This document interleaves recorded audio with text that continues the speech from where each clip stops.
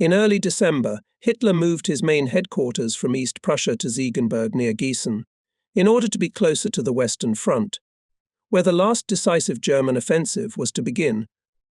All the forces of the German ground forces, which had managed to accumulate in recent months, were to advance from the area of the Eifel Mountains to the Maas River to break through the relatively weak front of the Allied powers south of Lüttich and then, forcing the river in the direction of Brussels and Antwerp, to complete this strategic breakthrough encirclement of the enemy north of the breakthrough area. In case of success of this offensive, Hitler expected a significant weakening of the Western powers, which would give him time to transfer large forces to the Eastern Front in order to repel the expected winter offensive of the Russians. He hoped thus to gain time to destroy the hopes of his opponents for a complete victory, to force them to give up their demands for unconditional surrender, and to induce them to conclude a negotiated peace. Unfavorable weather and delays in the preparation of new formations forced him to postpone for a second time the strike, planned at first for mid-November, this time to December 16th. Finally, the offensive was launched. The offensive grouping consisted of 2 tank armies, the 5th Panzer Army under the command of General von Manteuffel, and the 6th Panzer Army under the command of SS Obergruppenführer Sepp Dietrich. The main blow was struck on the right flank by the 6th Tank Army, manned by well-equipped formations of SS troops. In the center was advancing 5th Panzer Army. Ensuring the left flank of the offensive grouping was entrusted to the 7th Army of General Brandenberger, but to fulfill such a difficult task, this army was not mobile enough. Commander of the troops in the West Field Marshal von Rundstedt, and the commander of Army Group B, Field Marshal Model, considered it more appropriate to put the advancing troops' limited task, because in their opinion, the forces were insufficient to carry out a major operation conceived by Hitler. They wanted to defeat the enemy forces located east of the river, Maas, between Aachen and Lüttich, and limit themselves to that. However, Hitler rejected their counter-proposals and insisted on his far-reaching plan. So, December 16th, began the offensive, the 5th Panzer Army deeply wedged into the enemy defences. Advanced tank formations of ground forces 116th and 2nd Armoured Division went directly to the River Maas. Some units of the 2nd Panzer Division even reached the Rhine River. The 6th Tank Army had no such success. The accumulation of troops on narrow, icy mountain roads, delays with the introduction of the 2nd Echelon in the battle on the site of the 5th Panzer Army, not fast enough use of the initial success, all this led to the fact that the army lost the pace of the offensive. The most necessary condition for every major operation. In addition, and the 7th Army ran into difficulties, as a result of which it was necessary to turn Manteuffel's tank units to the south to prevent the threat from the flank. After that, a major breakthrough was out of the question. Already on December 22nd, had to recognize the need to limit the purpose of the operation. On this day, thinking on a large-scale command would have to remember the expected offensive on the Eastern Front, the position of which depended on the timely completion of the largely already failed offensive on the Western Front. However, not only Hitler, but also the high command of the armed forces, and especially the headquarters of the operational leadership of the armed forces, in these fateful days thought only about the Western Front. The tragedy of our military command became even more obvious after the failure of the offensive in the Ardennes before the end of the war. On December 24th, it was clear to every sensible soldier that the offensive had finally failed. It was necessary to immediately switch all our efforts to the east, if it was not already too late. I followed closely from my headquarters, transferred to Maibalager near Zossen, the progress of the offensive in the west. In the interests of my people, I wished it to be a complete success. But when on December 23rd it became clear that it was impossible to achieve a major success, I decided to go to the Führer's headquarters and demand an end to the dangerous tension and the immediate transfer of all forces to the Eastern Front. More and more information about the upcoming Russian offensive. We have established areas of deployment of the main forces. 3 main strike groups of the Russians were identified. On the pre-bridge fortification at Barano were in readiness for the offensive 60 infantry formations, 8 tank corps, cavalry corps and 6 other tank formations. North of Warsaw were concentrated 54 infantry formations, 6 tank corps, a cavalry corps and 9 other tank formations. The grouping on the East Prussian border consisted of 54 rifle formations, 2 tank corps, and 9 other tank formations. In addition, a grouping of 15 rifle and 2 tank formations was south of Jaslo, a grouping of 11 rifle formations, a cavalry corps and a tank corps near Pulowy, and a grouping of 31 rifle formations, 5 tank corps and 3 other tank formations south of Warsaw. We expected that the offensive would begin on January 12, 1945. The superiority of the Russians was expressed by the ratio by infantry 11-1, by tanks 7-1, by artillery pieces 21. If we evaluate the enemy as a whole, we could speak without any exaggeration about his 15-fold superiority on land and at least 20-fold superiority in the air. I do not suffer from underestimating the German soldier. He was an outstanding warrior. He could, without any fear of being thrown into the offensive against an enemy 5 times superior. With proper management, he, thanks to his brilliant qualities, nullified such numerical superiority and won. But what he was now facing, after 5 years of heavy fighting with superior enemy forces, in conditions of reduced rations, deteriorating armament and little hope of victory, was a monstrous burden. The High Command, especially Hitler himself, had to do everything to make it easier for him to fulfill this monstrous task. I was preoccupied with the question whether it was even within human power to do all this. Believe me, this thought had depressed me from the very beginning of the war against Russia, and even earlier. And now it imperiously posed a dilemma to be or not to be. And now millions of Germans stood before the enemy, ready to defend the German East from the most terrible thing that could happen from the powerful onslaught of the Russians. Did not our fate suddenly become clear after a small Russian incursion into East Prussia? It was clear, just as clear to me, to all the soldiers. They knew, especially if they were East Germans just as I did, that our centuries-old culture was at stake. 700 years of German labor and struggle and success were at stake. To demand unconditional surrender before such a future was a cruelty, a crime against humanity, and for the soldiers also a shame, which they did not want and could not take upon themselves until the last prospect of another possibility of peace had disappeared. Another possibility of peace could be created only when it would be possible somehow and somewhere to suspend the coming Russian offensive. For this purpose, it was necessary to immediately transfer troops from the west to the east to create in the area of Litzmannstadt Hohenzollern's strong reserve army and start it maneuver battles with the Russian breakthrough armies. In this type of battle, the German command and German troops were still superior to the enemy, despite the duration of the war and the severe depletion of our forces. On this basis, I intended to endure the battle in the east, but to do this it was necessary first of all to win the battle with Hitler for the release of the necessary forces for the Eastern Front. December 24th, I went to Gießen, and from there to report to the Führer's main headquarters.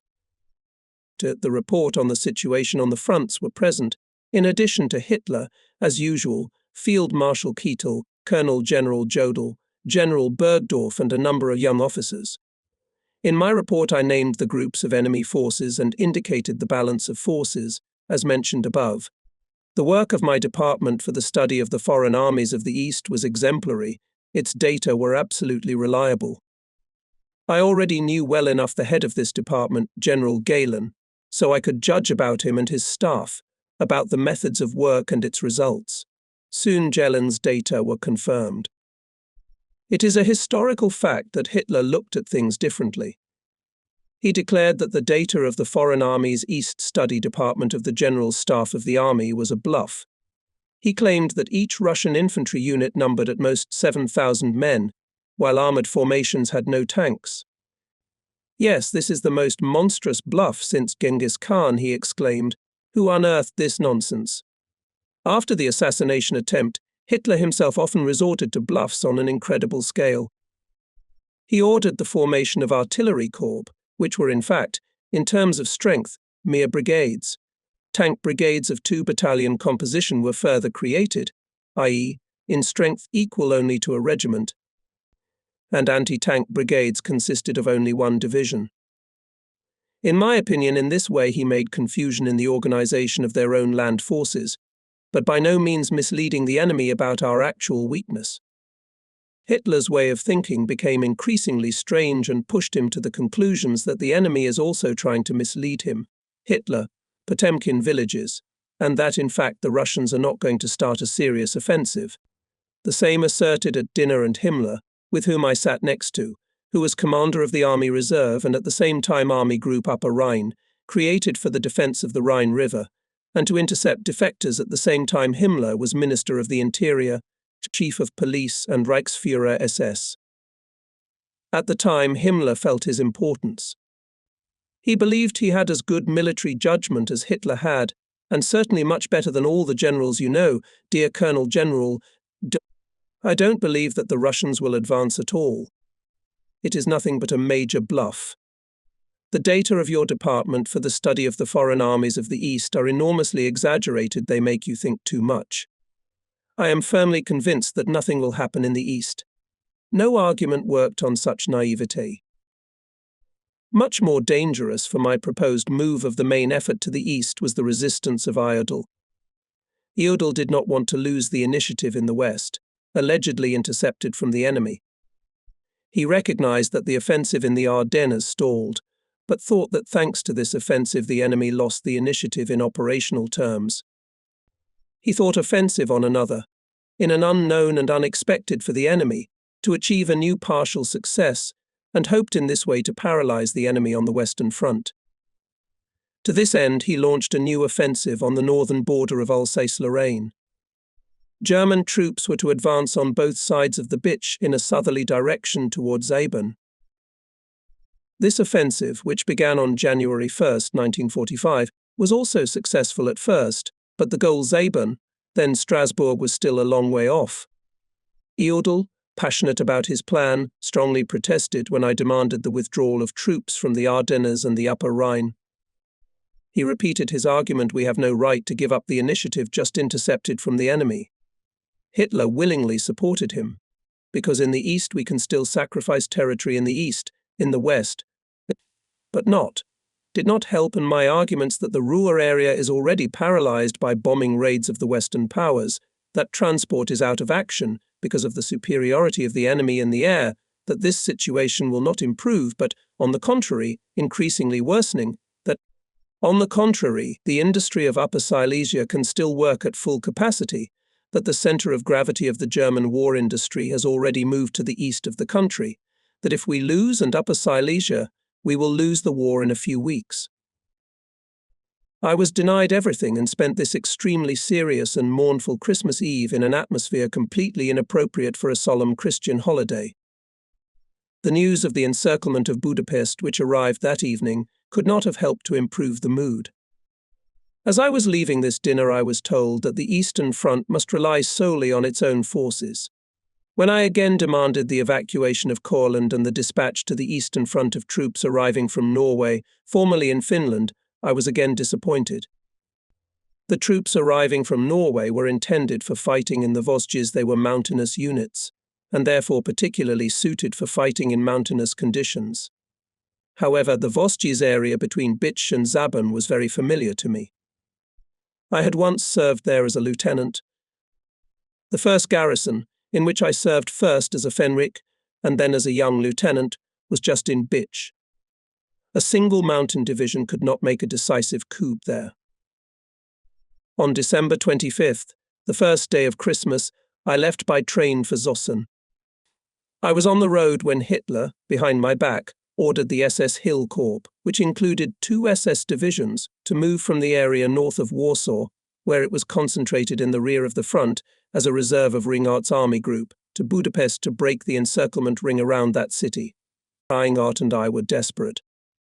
This move by Hitler was leading to an irresponsible weakening of an already overly stretched front. All protests went unheeded. The release from the blockade of Budapest was more important to Hitler than the defense of East Germany. He began to cite foreign policy reasons when I asked him to cancel this ill-fated event, and escorted me out. From the reserves collected to repel the Russian offensive, 2 divisions were sent to another front. There were only 12.5 divisions left on a front of 1,200 kilometers. Back at headquarters, I once again, together with Galen, checked the information about the enemy and discussed with him and with Wenck a way out of the situation which still seemed possible. We came to the conclusion that only the cessation of all offensive actions in the West and the immediate transfer of the center of gravity of the war to the East can create a small prospect of halting the Russian offensive. Therefore, I decided once again on New Year's Eve to ask Hitler for this only possible decision. The second time I had to go to Ziegenberg. I intended to act, having prepared even more thoroughly than the first time.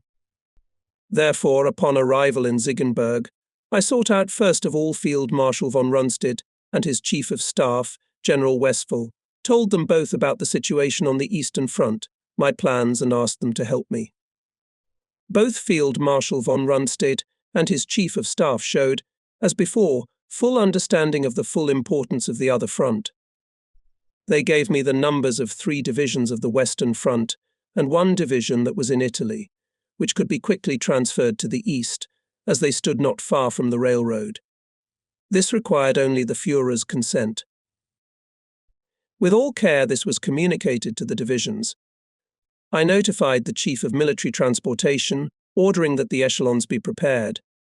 I then went with this modest data to report to Hitler. He had the same story as on the memorable Christmas evening. Jodl said that he had no available forces, and with the forces that the West has, he needs to hold the initiative in his hands. But this time I could refute him with data from the commander of the forces in the West. This made an apparently unpleasant impression on him. When I gave Hitler the numbers of free divisions, he asked with obvious irritation from whom I learned about it, and fell silent, frowning when I called him the commander of the troops of his own front. To this argument there was really nothing to object to. I received 4 divisions and no more. These 4 were of course only the beginning, but so far they were the only ones that the Supreme Command of the Armed Forces and the headquarters of the operational leadership of the Armed Forces had to give to the Eastern Front. But even this pitiful aid Hitler sent to Hungary. On the morning of January 1st, I went again to Hitler to report to him that the SS Corps Hill, as part of the 6th Army Bulk, will begin that day in the evening offensive on Budapest. Hitler had high hopes for this offensive. I was sceptical. As there was very little time to prepare the offensive, the command and troops did not have the impetus they had before. Despite the initial success, the offensive failed. The results of the trip to the Führer's headquarters were very, very insignificant. New reflections, new comparisons and verification of data on the enemy began. I decided to go to Hungary and personally talk to the commanders, to make sure of our prospects and find a way out of the situation. Within a few days, from January 5 to 8, 1945, I visited General Wöhler, Friesner's successor as commander of Army Group South, General Balk and SS General Hill, and discussed with them the continuation of operations in Hungary. I received information about the reasons for the failure of the offensive on Budapest. In all probability, it was because the initial success of the evening battle of January 1st was not used at night to make a decisive breakthrough. We did not have more 1940 officers and soldiers, otherwise we might have achieved a success, allowing us to conserve forces and suspend for a time the enemy offensive on the Danube front. From Hungary I headed for Harp's place in Krakow. He and his able Chief of Staff, General von Seelander, clearly and consistently outlined their thoughts on the defense against the Russians. Harp proposed to give the enemy in our hands the Vistula Bank immediately before the Russian offensive, which was expected on January 12th, in order to retreat about 20 kilometers and take less stretched rear positions. This provided an opportunity to withdraw several divisions from the front and thus create a reserve. His view was correct and well-founded, but it had little prospect of favor from Hitler. About this I told Garpa. He, on the other hand, with his straightforward character, expressed a desire that his suggestions, in spite of everything, were reported to the Führer, even if it would have unpleasant consequences for him. The measures of the army group to organize the defense were expedient and covered everything that our means allowed. Finally, I contacted Reingart by telephone. He, like Harpe, made a similar proposal and wanted to abandon the defensive positions on the Neary River to withdraw to not-so-stretched positions along the East Prussian border, and thus create the possibility of maintaining several divisions as a reserve. And to him, unfortunately, I could not promise that I would get Hitler's consent to his proposal. And now, knowing all the needs and requests of the army groups, I decided once again in this difficult time to go to Hitler and try to make the Eastern Front the main front, to free up forces on the Western Front, and to inform the Führer of the desire of the army groups to move the fronts to the rear lines, for there is no other way at all for the timely creation of reserves. On January 9, 1945, I was again in Ziegenberg. Firmly resolved not to make concessions, I intended to show Hitler what responsibility he was otherwise assuming. My report took place in front of the usual audience. This time was also present my former Chief of Staff Inspection of Armoured Forces, General Tamail. Galen very carefully prepared data on the enemy, made for clarity several maps and charts showing the balance of forces. When I showed Hitler these developments, he burst into anger, called them completely idiotic, and demanded that I immediately send the compiler of these schemes in a madhouse. I boiled with rage and told Hitler the developments are made by General Galen, one of the most capable officers of the General Staff. I would not have shown them to you if I did not consider them my own developments. If you demand that General Galen be locked up in a madhouse, then send me along with him Hitler's demand to change General Galen. I firmly rejected. And so the storm broke. The report was not a success. The proposals of Garpe and Reingart were rejected. There followed the expected venomous remarks against the generals, who under the term operate. Always understand only a withdrawal to the next reserve positions. All this was in the highest degree unhappy. All efforts to create large operational reserves in the threatened areas of the heavily stretched Eastern Front crashed on the runaway position of Hitler and Jodl. In the mood of the high command of the armed forces dominated the unfounded opinion that our accurate data on the upcoming major offensive of the Russians may be just a major bluff. The same asserted at dinner and Himmler, with whom I sat next to, who was commander of the Army Reserve and at the same time Army Group Upper Rhine, created for the defense of the Rhine River, and to intercept defectors at the same time Himmler was Minister of the Interior, Chief of Police and Reichsführer SS. At the time, Himmler felt his importance. He believed he had as good military judgment as Hitler had, and certainly much better than all the generals you know, dear Colonel General. I don't believe that the Russians will advance at all. It is nothing but a major bluff. The data of your department for the study of the foreign armies of the East are enormously exaggerated. They make you think too much. I am firmly convinced that nothing will happen in the East. No argument worked on such naivete. Much more dangerous for my proposed move of the main effort to the East was the resistance of Jodl. Jodl did not want to lose the initiative in the West, allegedly intercepted from the enemy. He recognized that the offensive in the Ardennes stalled, but thought that thanks to this offensive the enemy lost the initiative in operational terms. He thought offensive on another, in an unknown and unexpected for the enemy, to achieve a new partial success, and hoped in this way to paralyze the enemy on the Western Front. To this end, he launched a new offensive on the northern border of Alsace-Lorraine. German troops were to advance on both sides of the Bitch in a southerly direction towards Ardennes. This offensive, which began on January 1, 1945, was also successful at first, but the goal Ardennes, then Strasbourg, was still a long way off. Jodl, passionate about his plan, strongly protested when I demanded the withdrawal of troops from the Ardennes and the Upper Rhine. He repeated his argument: we have no right to give up the initiative just intercepted from the enemy. Hitler willingly supported him, because in the East we can still sacrifice territory in the East, in the west, but did not help, and my arguments that the Ruhr area is already paralyzed by bombing raids of the Western powers, that transport is out of action because of the superiority of the enemy in the air, that this situation will not improve but, on the contrary, increasingly worsening, that, on the contrary, the industry of Upper Silesia can still work at full capacity, that the center of gravity of the German war industry has already moved to the east of the country, that if we lose and Upper Silesia, we will lose the war in a few weeks.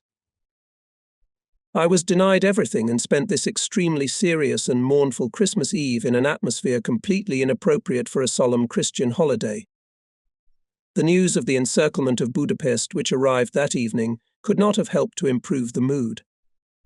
As I was leaving this dinner, I was told that the Eastern Front must rely solely on its own forces. When I again demanded the evacuation of Courland and the dispatch to the Eastern Front of troops arriving from Norway, formerly in Finland, I was again disappointed. The troops arriving from Norway were intended for fighting in the Vosges. They were mountainous units, and therefore particularly suited for fighting in mountainous conditions. However, the Vosges area between Bitch and Zabun was very familiar to me. I had once served there as a lieutenant. The first garrison, in which I served first as a Fenrik and then as a young lieutenant, was just in Bitch. A single mountain division could not make a decisive coup there. On December 25th, the first day of Christmas, I left by train for Zossen. I was on the road when Hitler, behind my back, ordered the SS Hill Corps, which included 2 SS divisions, to move from the area north of Warsaw, where it was concentrated in the rear of the front as a reserve of Ringart's army group, to Budapest to break the encirclement ring around that city. Ringart and I were desperate. This move by Hitler was leading to an irresponsible weakening of an already overly stretched front. All protests went unheeded. The release from the blockade of Budapest was more important to Hitler than the defense of East Germany. He began to cite foreign policy reasons when I asked him to cancel this ill-fated event, and escorted me out. From the reserves collected to repel the Russian offensive, 2 divisions were sent to another front. There were only 12.5 divisions left on a front of 1,200 kilometers. Back at headquarters, I once again, together with Galen, checked the information about the enemy and discussed with him and with Wenck a way out of the situation which still seemed possible. We came to the conclusion that only the cessation of all offensive actions in the West and the immediate transfer of the center of gravity of the war to the east can create a small prospect of halting the Russian offensive.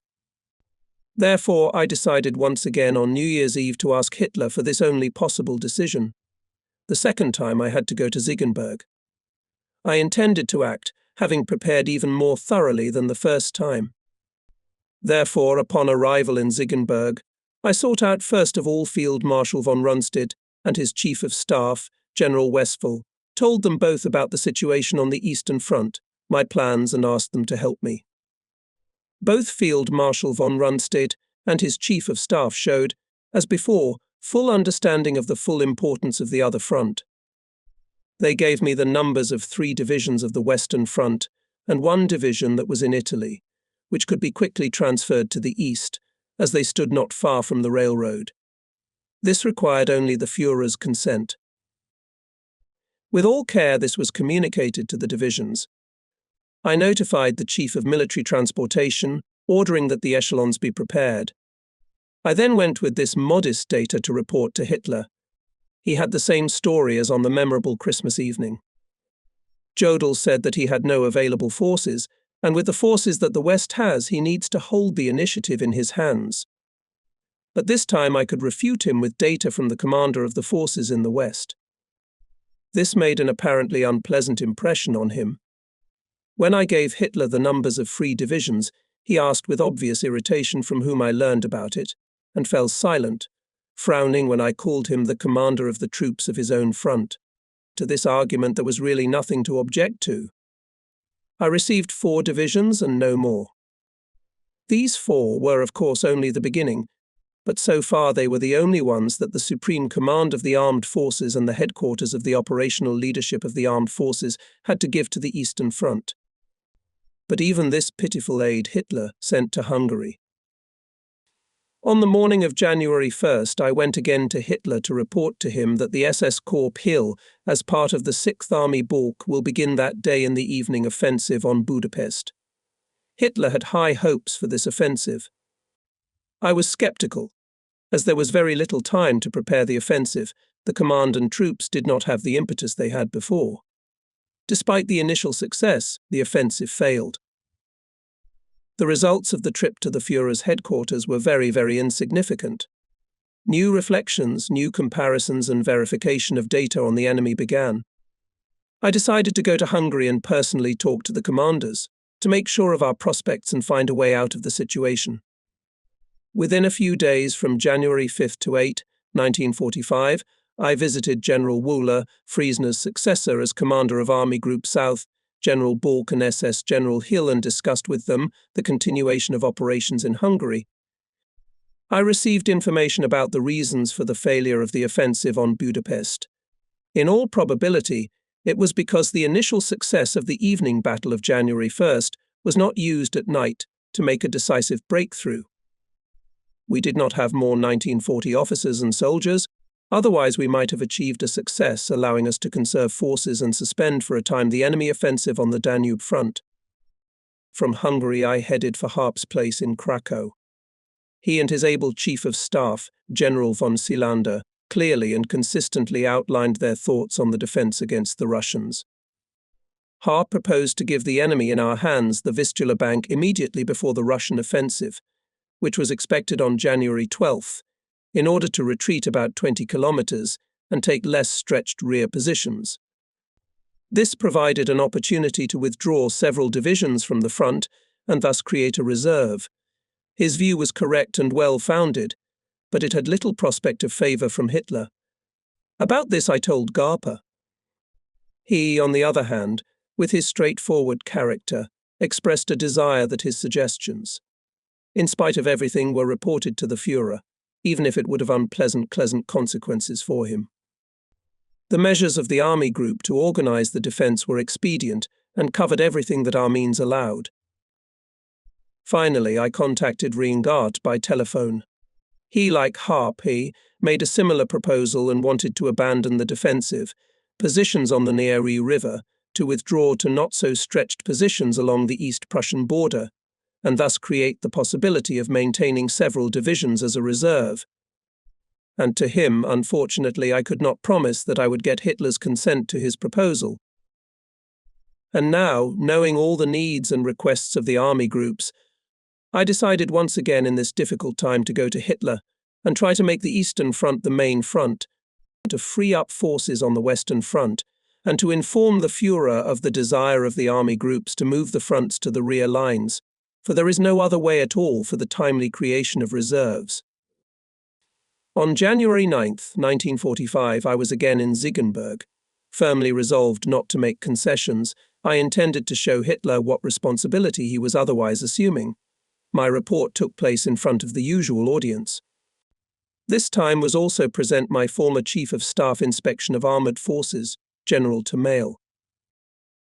Galen very carefully prepared data on the enemy, made for clarity several maps and charts showing the balance of forces. When I showed Hitler these developments, he burst into anger, called them completely idiotic, and demanded that I immediately send the compiler of these schemes in a madhouse. I boiled with rage and told Hitler the developments are made by General Galen, one of the most capable officers of the General Staff. I would not have shown them to you if I did not consider them my own developments. If you demand that General Galen be locked up in a madhouse, then send me along with him. Hitler's demand to change General Galen I firmly rejected. And so the storm broke. The report was not a success. The proposals of Garpi and Reingart were rejected. There followed the expected venomous remarks against the generals, who under the term operate. Always understand only a withdrawal to the next reserve positions. All this was in the highest degree unhappy.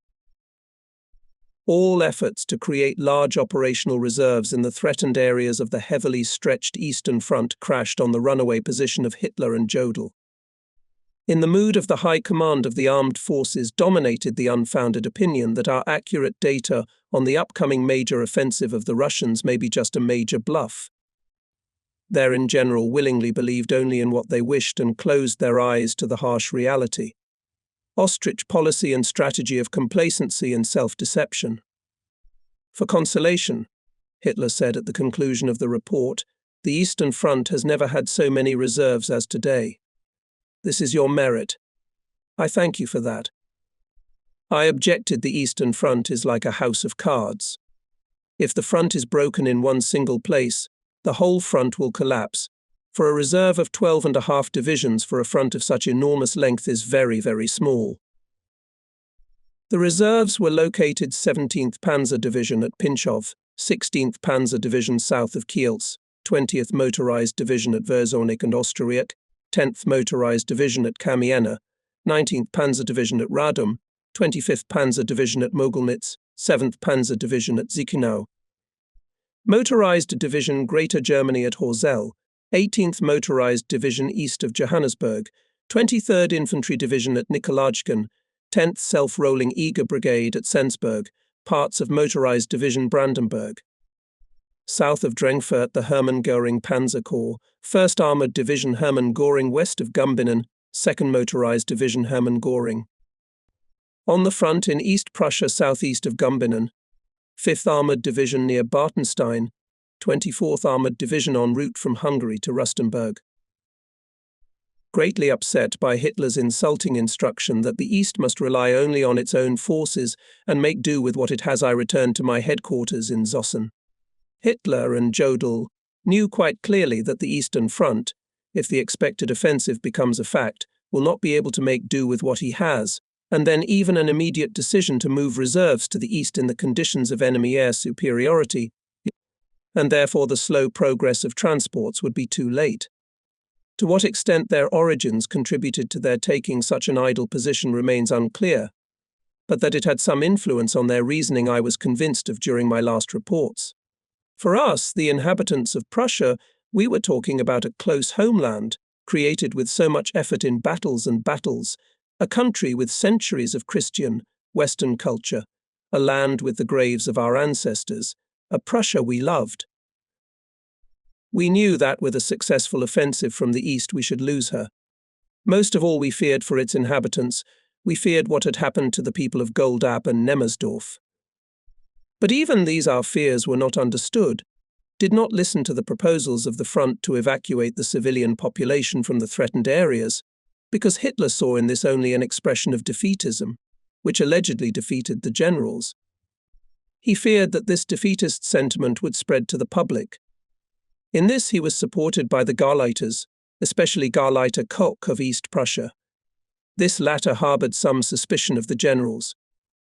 The area of fighting groups of armies was considered a narrow strip of 10 kilometers wide, passing behind the front line. Batteries of heavy guns were already in firing positions located on the territory of the so-called domestic areas under the jurisdiction of the Gauleiter, on the territory where one could not set up a single firing position or cut down a tree without coming into conflict with the civilian authorities. On January 12, 1945, the Russian Army Strike Group launched a well-prepared offensive from the pre-bridge fortification at Baranow. Already on January 11th, there were symptoms that the offensive was about to begin. Powers testified that on the night of January 11th, orders were given to clear rooms for incoming tankers. A radiogram reported, "Everything is in order. Reinforcements have arrived." Since December 17th, 1944, the number of gun barrels at the pre-bridge fortification at Baranow had increased by 719, mortar barrels by 268. In the testimony of prisoners about the pre-bridge fortification near Puloy, it was said an offensive is coming. In the first echelon are punitive units. The offensive is supported by 40 tanks. From 30 to 40 tanks in the forest 2 to 3 km behind the front line. On the night of January 8th, demining was done. Air reconnaissance reported the approach of reinforcements to the pre-bridge fortifications on the Vistula. Other prisoners of war reported that 300 barrels, including mortars, anti-tank guns and multi-barrel launchers, were provided for each kilometre of the offensive front. From the pre-bridge fortification at Magnuschew reported that the enemy was shelling from 60 new firing positions. Similar information came from the front on the Nieru near Ostenburg, north of Warsaw, as well as from East Prussia. Here the enemy decided to strike the main blow on the section of Eben Road, Lake Wiluun and eastern Lasdanen. Only in Hungary, thanks to our New Year's offensive, and in the Baltic could not be expected in the coming days a major enemy offensive. But it was only a small respite.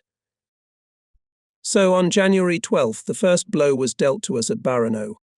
14 infantry divisions, 2 separate tank corps and other units were brought into the battle. The main force of tanks concentrated in this area on the first day. Apparently, not introduced into the battle, they were supposed to be used only when after the initial success will be outlined favourable directions for the strike. The Russians, well equipped with materiel, could afford such tactics. The breakthrough was successful, and the enemy deeply cut into the system of our defences. On this day, the Russian formations intended for the offensive were filling the pre-bridge fortifications further north on the Vistula at Puława and Magnuschew. Observers could count thousands of vehicles. And here the enemy was already directly preparing for the offensive. Similar preparations were seen in the area north of Warsaw and in East Prussia. There were already made mine passages to the front line pulled-up tanks. Army Group are put into battle reserves for a counterattack. They were pulled closer to the front line by Hitler's personal order, closer than it was provided for by the order of Colonel General Harp. The consequence of this intervention was that the reserves, even before the counteroffensive began, were covered by fire during the artillery preparation of the Russians and very badly damaged. The enemy even managed to partially encircle these tank units. Now they were withdrawing to the west, being in a wandering cauldron, to put it more accurately, fighting their way back, showing exceptional resilience in the performance of this difficult task, thus maintaining the undying glory of the German soldier. Some infantry formations managed to join this moving cauldron, which, however, did not reduce the pace of the advance. But in spite of all the difficulties, the task was accomplished through the comradely mutual aid of all caught in this cauldron. On January 13th, the enemy successfully expanded the breakthrough area west of Baranow in the direction of Kolci and further north. The Russian 3rd and 4th Guards tank armies entered the battle. On this section of the front, the enemy concentrated 32 rifle divisions and 8 tank corps. It was the strongest grouping of forces and means during the entire war on the narrowest possible section of the front. South of the Vistula, near Jaslow, all the data also said that even here the enemy would soon go on the offensive. At Puława and Magnuschew the Russians had finished all preparations and had already cleared the minefields. In East Prussia began the expected major offensive in the section Ibenrode, Lasdanen. In the battle were introduced 12 to 15 infantry divisions and the appropriate number of armoured formations. And here the enemy managed to cut into our defences. On the same day finally failed Hitler's offensive in Alsace. On January 14th, the plan of the Russians became clear to penetrate into the Upper Silesian industrial region. This plan was not unexpected for us. Large enemy forces were advancing from the Baranow area in the northwestern and northern directions in order to support the compounds on the pre-bridge fortifications at Puława and Magnuschew. True, the German units managed to repel the first Russian attacks from the mentioned pre-bridge fortifications, but the general situation did not allow to hope for the possibility of holding this section of the front. The Russians were preparing for an offensive in the areas of Romanton's Heath and Goldab, which spoke of the expansion of the offensive in East Prussia. On January 15th, the assumption was confirmed that the enemy intended to strike the main blow from the Krakow area in the direction of Częstochowa, Katowice. Large forces were also moving on Kielce. It could be assumed that from there they would advance to Petroco, 537 Scheme 33 Tomaszkso, in order to establish a link with the troops advancing through Puławy. The latter probably consisted of 2 general armoured armies and 1 tank army. The blow from the pre-bridge fortification at Magnusiu was obviously directed at Warsaw. South of Krakow, the Russians began the offensive at Jaslo. On the front of Army Group Center, the enemy managed to make a deep breakthrough in the triangle formed by the Vistula and Western Bug rivers, as well as on both sides of Ostenburg. This offensive went in the direction of Nasielsk and westward to Zichenau, Prushnitz. The situation was also aggravated at the pre-bridge fortifications of the Russians on the Neru and in East Prussia. On the front of Army Group Southeast was noticed the replacement of the 37th Army of the Russians, standing south of the Danube, Bulgarian troops. It was necessary to consider the possibility of transferring these Russian forces in front of the Army Group and introduce them into the offensive in another area. It goes without saying that, with the beginning of a major Russian offensive, I reported to Hitler quite clearly by telephone and the serious situation on the Eastern Front. I persuasively asked him to come to Berlin, and this at least only outwardly shift the center of gravity of our fighting again in the East. In the first days he repeated the same instruction, which he had given as early as January 9th: the East must make do with the forces it has. However, you must now recognize for yourselves that the echelons from the West would have been late one way or another. The slow passage of reports and orders from Zossen through Ziegenberg prevented quick, timely action at a time when urgency was required. January 15th was the first intervention of Hitler in the course of defensive fighting in the East. Despite my objections, he ordered the immediate transfer of the Corps Greater Germany from East Prussia in the area of Kielce to prevent a breakthrough in the direction of Poznan. It should be mentioned that the echelons with combat units of this corps would not have already arrived in time to stop the Russian advance anyway, but would have been withdrawn from the defensive lines in East Prussia at such a time as the crisis of the Russian offensive was brewing there. Their withdrawal from there at this time would mean that the same catastrophe would begin in East Prussia as occurred on the Vistula. These combat-ready divisions were at the railroad stations while the battles decisive of the outcome of the war were being fought. When I refused to carry out this order, Hitler became furious. He did not agree with me, but decided finally to move from the Hessian forest camp, leaving his battles in the Vosges, closer to the decisive front, in Berlin. And now I could talk to him face to face about what should have been said long ago, but was impossible, negotiating by telephone. Of course, our conversation was by no means pleasant. Hitler also felt this, so he sought to avoid it as long as possible. Corps Zolken had to unload in an area under fire from Russian artillery. After fierce fighting, it managed to link up with General Nering's 24th Panzer Corps.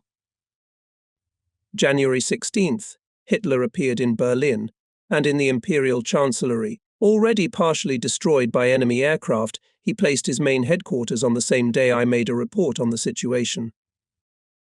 Finally, Hitler decided to go on the Western Front to the defense, and the released forces to move to the east. I was informed of this seemingly most joyous, albeit belated decision when I entered the reception room.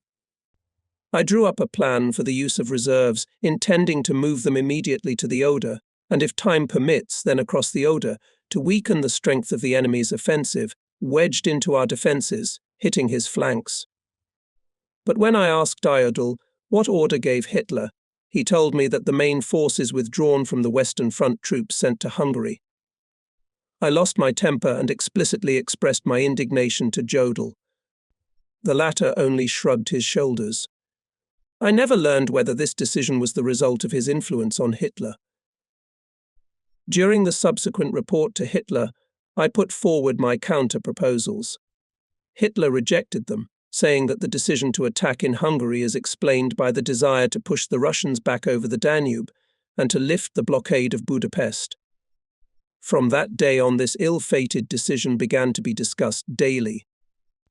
When I refuted the military reasons put forward by Hitler in support of his decision, he seized upon the idea that the Hungarian oil reserves and refineries were of decisive importance to our industry, since the enemy had destroyed our chemical plants by his air raids. If you don't have fuel, your tanks won't move, your airplanes won't fly. That's something you must agree with. But my generals don't understand anything about military economics. He was obsessed with this idea, and no one could change his mind. The formations we received from the Western Front were thus divided into two parts. When I later in my reports touched on this question, I received in reply, "I already know what you want to say, I must hit, so hit."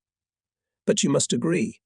TTA. In the same way, it should be borne in mind that the transfer of troops to Hungary, because of the poor capacity of the railroads going to the southeast, required considerably more time than the transfer to the Berlin area, where the double-gauge railroads led, which gave the opportunity to maneuver in case of difficulties caused by the incessant exposure of the enemy from the air. Then we moved on to other matters. The conversation was heated. We discussed the situation of the main line of defense and related decisions, in the senselessness of which he was guilty of himself, as confirmed by the transcript. They touched upon the question of the use of reserves, which, as he believed, were too far from the front line, and in the opinion of the generals, after Hitler's order, too close. Then came talk of General Harp, whose command qualities, in my opinion, there was no doubt. But since it was necessary to find a scapegoat, Hitler ordered, despite my strong protests, to replace General Garpy Colonel General Schorner, recently summoned from the Baltics, where it was no longer possible to win laurels. Schorner began by removing the commander of the Ninth Army, the brave, intelligent and honest General Baron von Luttwitz. General Busse was placed at the head of the Ninth Army. Soon he and with the impeccable General Zolken began such discord that it became necessary to immediately replace the latter. Zolken became in command of one of the armies. I took care of Harp, who in a few weeks again received the army on the Western Front and achieved the return to the post of Balk, who was a victim of one of Himmler's intrigues in the West. On this day there was also a debate about my demand to immediately, even if delayed, to end immediately, even if late, the senseless attempts to offensive in the West and move all the troops, without which it is impossible to do without on the Eastern Front. Again, and for the umpteenth time. The question of evacuation of troops from the Baltic was discussed, and again no final decision was reached. It was decided to withdraw from there only the 4th Panzer Division. The situation required more than ever sharp and decisive action. In the area southeast of Sarajevo, Yugoslav partisan divisions increasingly pressed on Army Group E. In the area between Lake Balaton and the Danube were approaching enemy reinforcements. The Russians were reinforcing the pre-bridge fortification on the River Gron. The enemy continued to pursue the retreating troops of Army Group unusually fast. The Russians had already passed the line of Slomniki, Miko and, moving westward, directed part of their forces to Krakow. Further to the north they made their way to the line of Siestoko, Radomsko, Petrokov, Tomazo.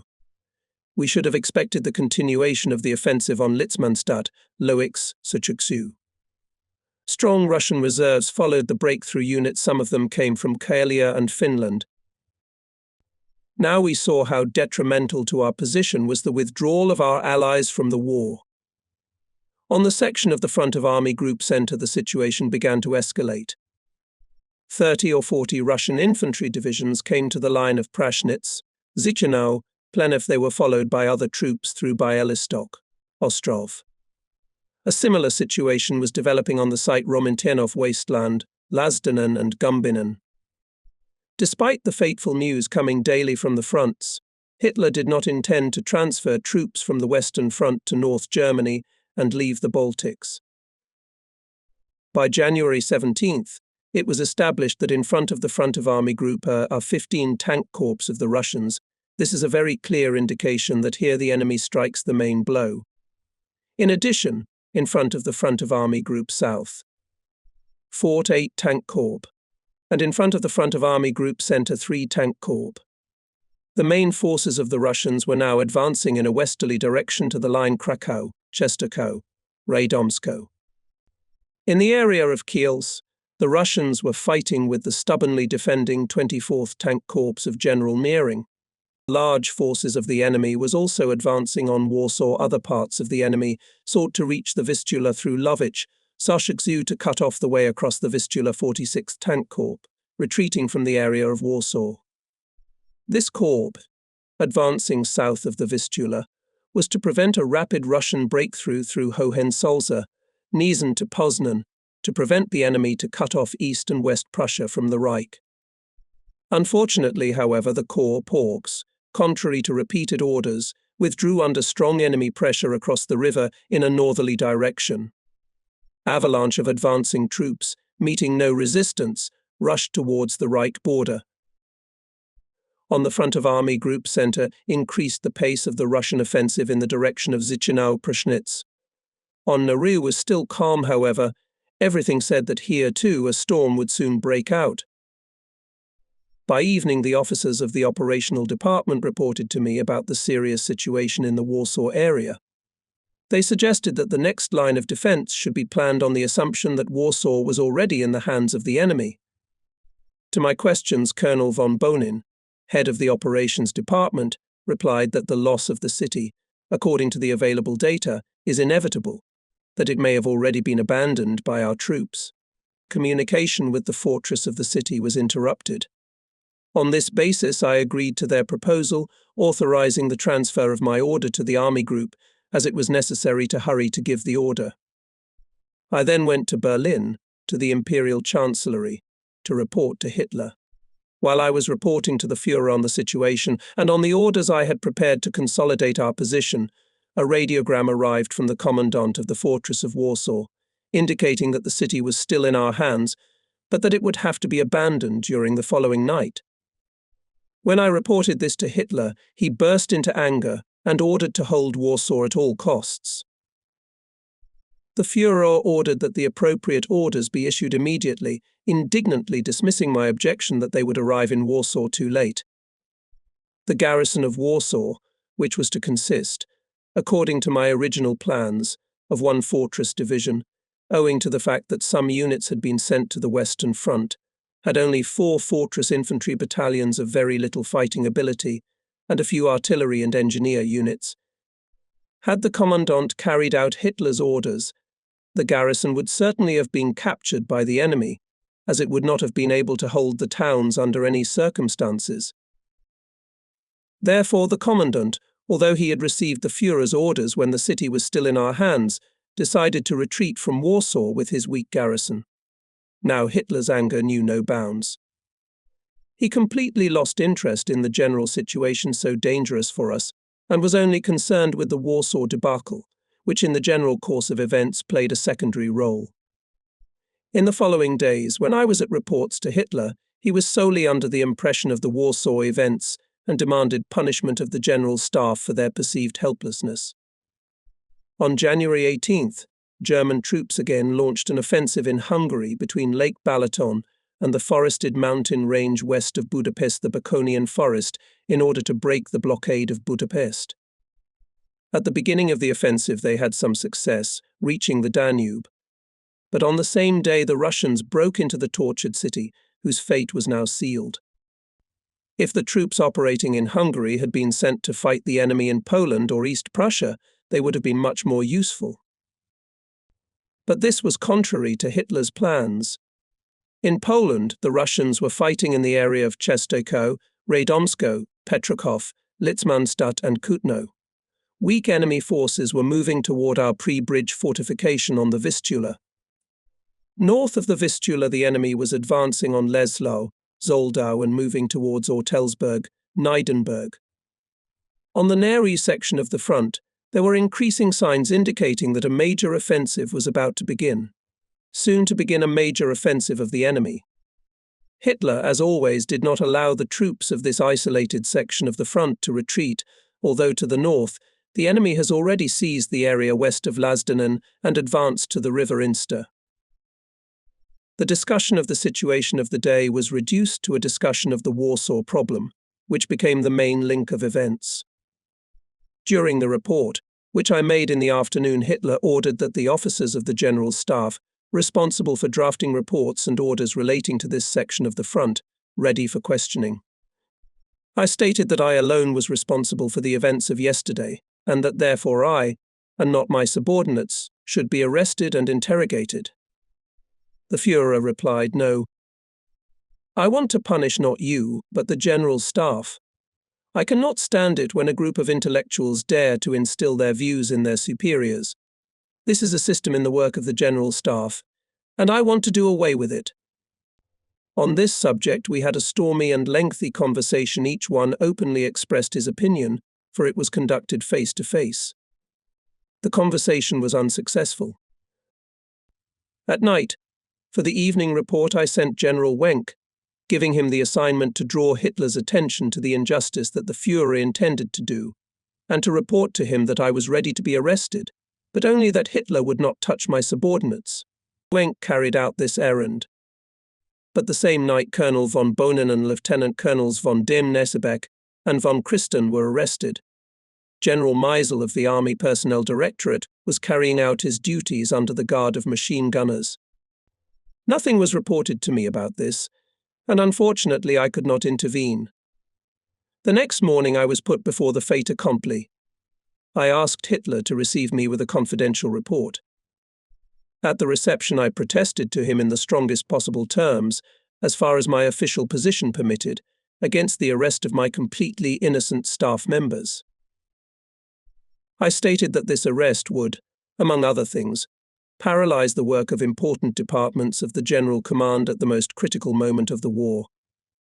Completely inexperienced in staff work, young officers had to, quickly replacing the old officers, to work out the most difficult decisions and the most complicated orders that have ever been given to the German troops.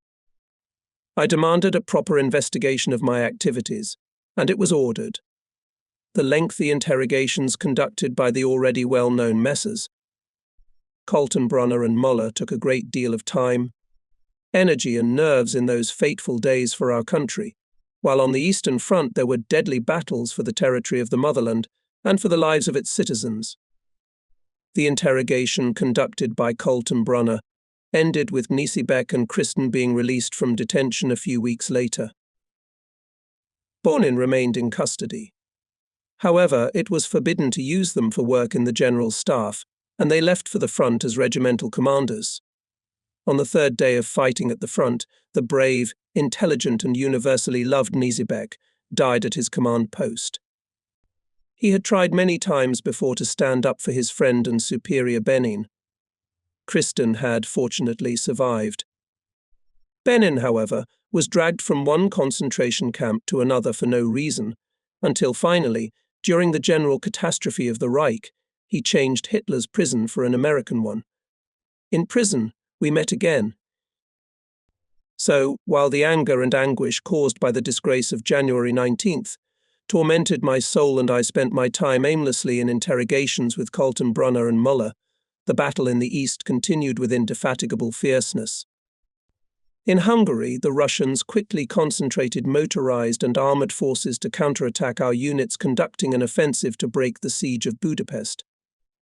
With such forces, the Germans will not be able to do anything. They will encounter large forces of all branches of the army, a wall of infantry, so stated the Russians in their radio programs. Consequently, we had to count on strong resistance. North of the Carpathians, the Russians continued to advance in the direction of Breslau and the Upper Silesian industrial area. The weakness of our defences allowed events to develop very quickly here. Further north, the enemy was advancing in the direction of Kalisz, Poznan, Bromberg. The town of Litzmannstadt fell into Russian hands. They met almost no resistance here. Only the wandering cauldrons of the 24th Panzer Corps and Panzer Corps, Great Germany, fought fierce battles as they advanced westward, picking up numerous small units on their glorious way. Generals Nering and von Socken achieved in these days the greatest military achievements worthy of being specially described by the New Zealander. From the area of Millau, Soldau, the Russians began an offensive in the direction of Deitschilo. South of that town they struck at Thorn and Grodens.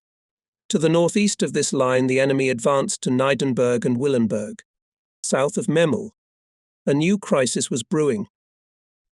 In front of the section of the front of Army Group North, in the Baltic, the Russians made some movements, the purpose of which was unclear.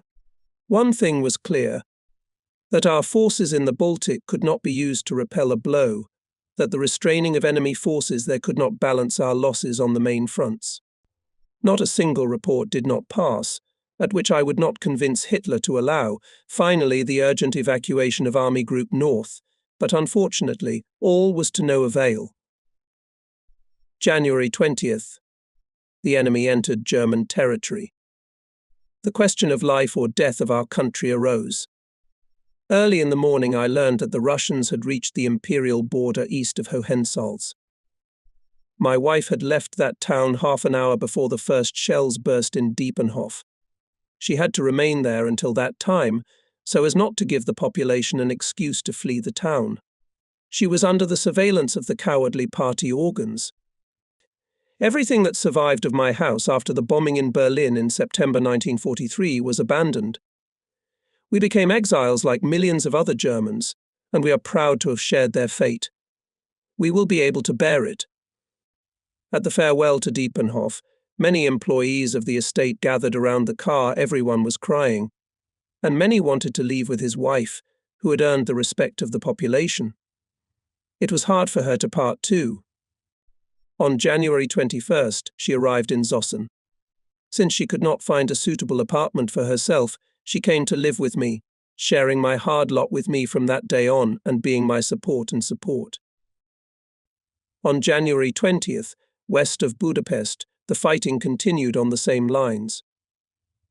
Veres, chief of the Hungarian General Staff, was with the Russians. In Silesia, the enemy crossed the border and began to move rapidly toward Breslau. In the direction of Poznan, as already indicated, the Russians also crossed the border. North of the Vistula, large enemy forces struck our troops at the line of Thorn, Ardennes. Behind the first echelon of enemy troops in the direction of the main blow went large reserves, as it was ours during the campaign in France in 1940. Since then we have never had such reserves. South of Memel, the enemy approached the border Velau, Leibiau, moving in the general direction of Königsberg.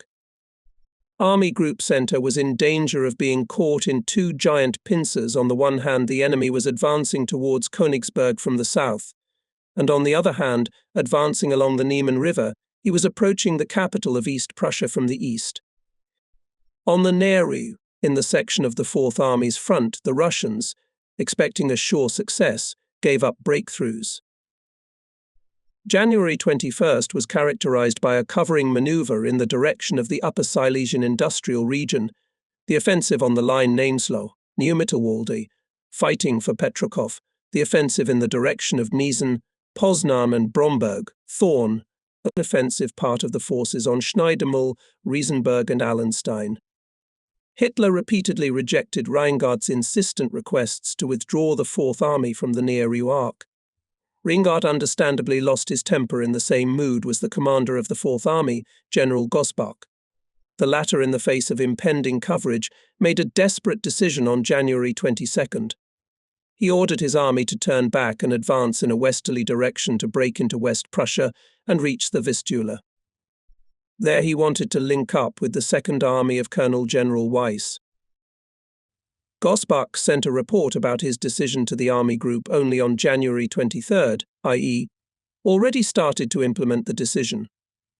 The General Command of Land Forces and Hitler knew nothing about it at all. It became known to us when the fortress of Lotzen, the strongest citadel in East Prussia, was surrendered without a fight.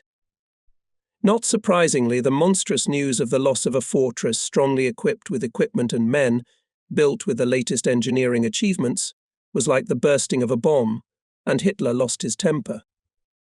It happened on January 24th, since the Russians simultaneously broke through north of the Masurian Canal and began to interfere with the retreat maneuver Gosbach, jeopardizing his northern flank. The movement of the army was disorderly. On January 26th, Hitler learned that on a section of the front of Army Group Center, there was a story without his permission. Worse, he did not even know anything about it. Hitler decided that he had been deceived. With incredible fury, he lashed out at Reingard and Gosbach. They are both in league with Seydlitz. This is treason. They should be court-martialed. Immediately remove both of them from their posts together with their headquarters, because they knew about it and neither of them sent a report. I tried to calm the agitated and completely out of control man. I vouch for Colonel General Ringard. He himself has personally reported to you repeatedly about the situation of his group of armies. As for Gosbach, I also consider it inconceivable that he maintains contact with the enemy. It is ruled out, but that evening every word of excuse or explanation only added fuel to the fire. The storm subsided only when Hitler and Bergdorf appointed new commanders. Group of armies took Colonel General Rendulic, recently replaced in the Baltic Skorner, an Austrian intelligent and well-read, resourceful in dealing with Hitler.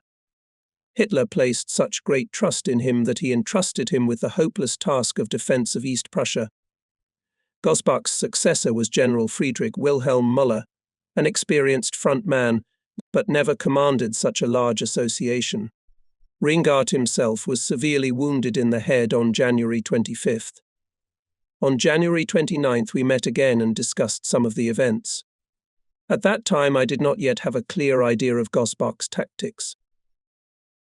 While in East Prussia were taking place formidable events, completely upset their shaky system of defense and further strengthened the already become boundless distrust of Hitler in the generals, in other parts of the Eastern Front also continued heavy retreat battles.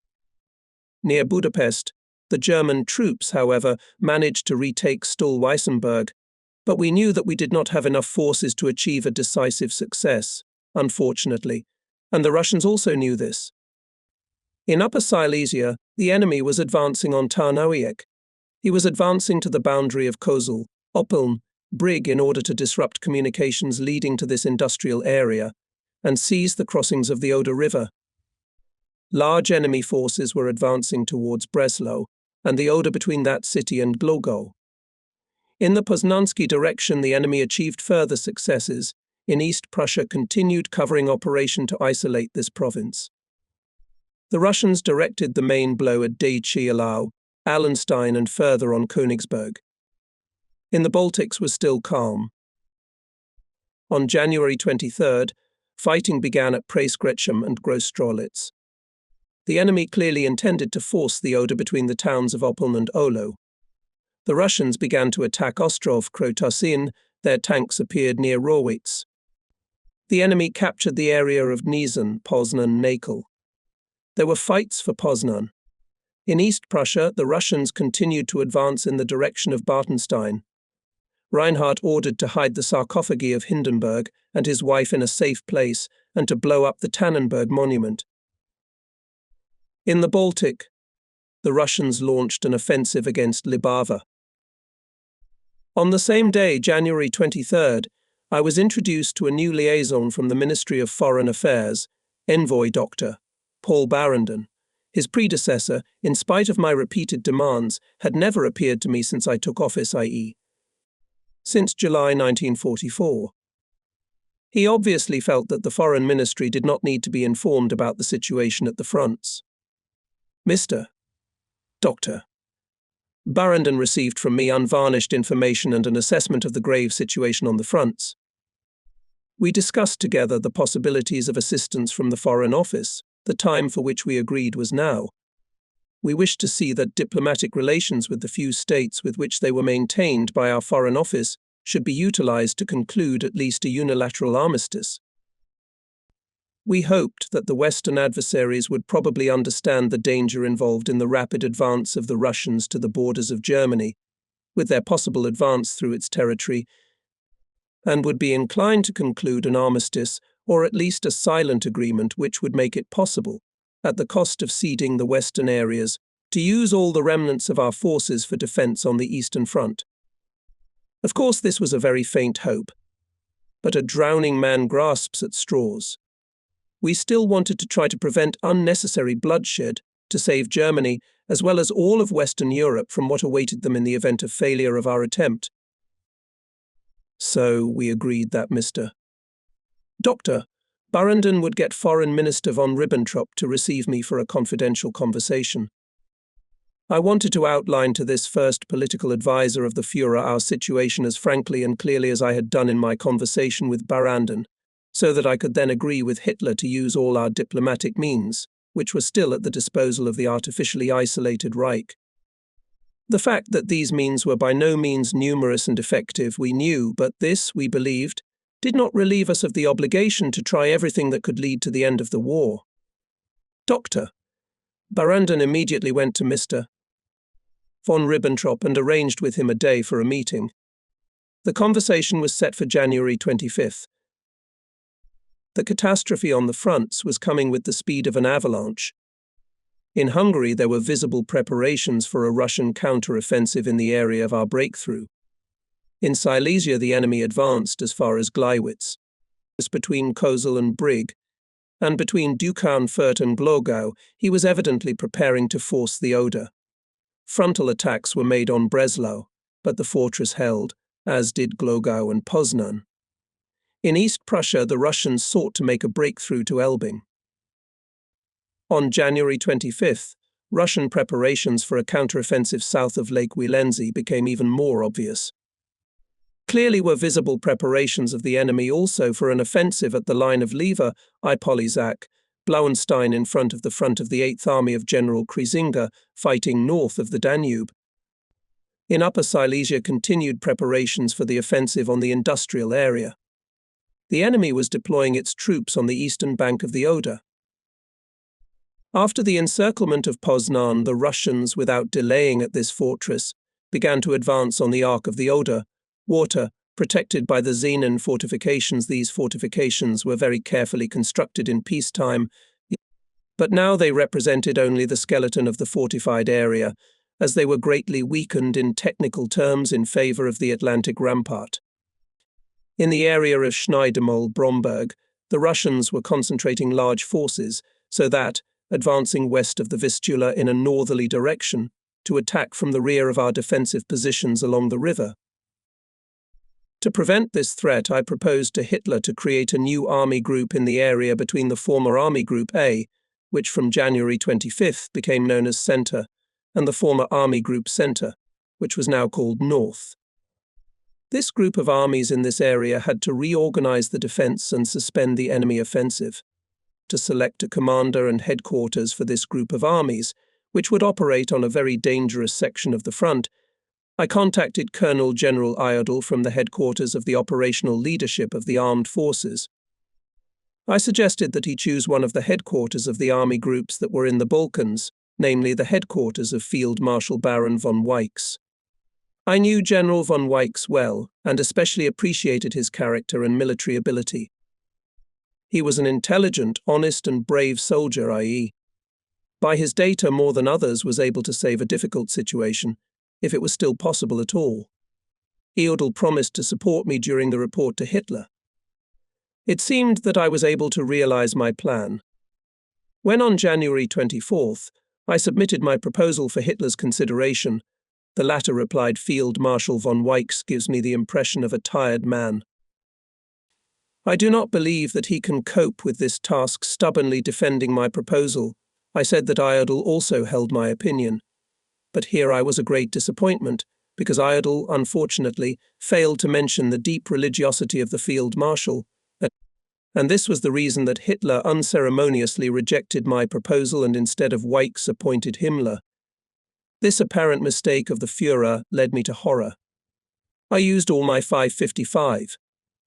Scheme 34 eloquence to shield the unfortunate Eastern Front from this nonsense. But all was in vain. Hitler argued that Himmler very well done with his task on the Upper Rhine. Having a reserve army at hand, he would quickly be able to use it. Therefore, he would best provide the new front with both soldiers and equipment.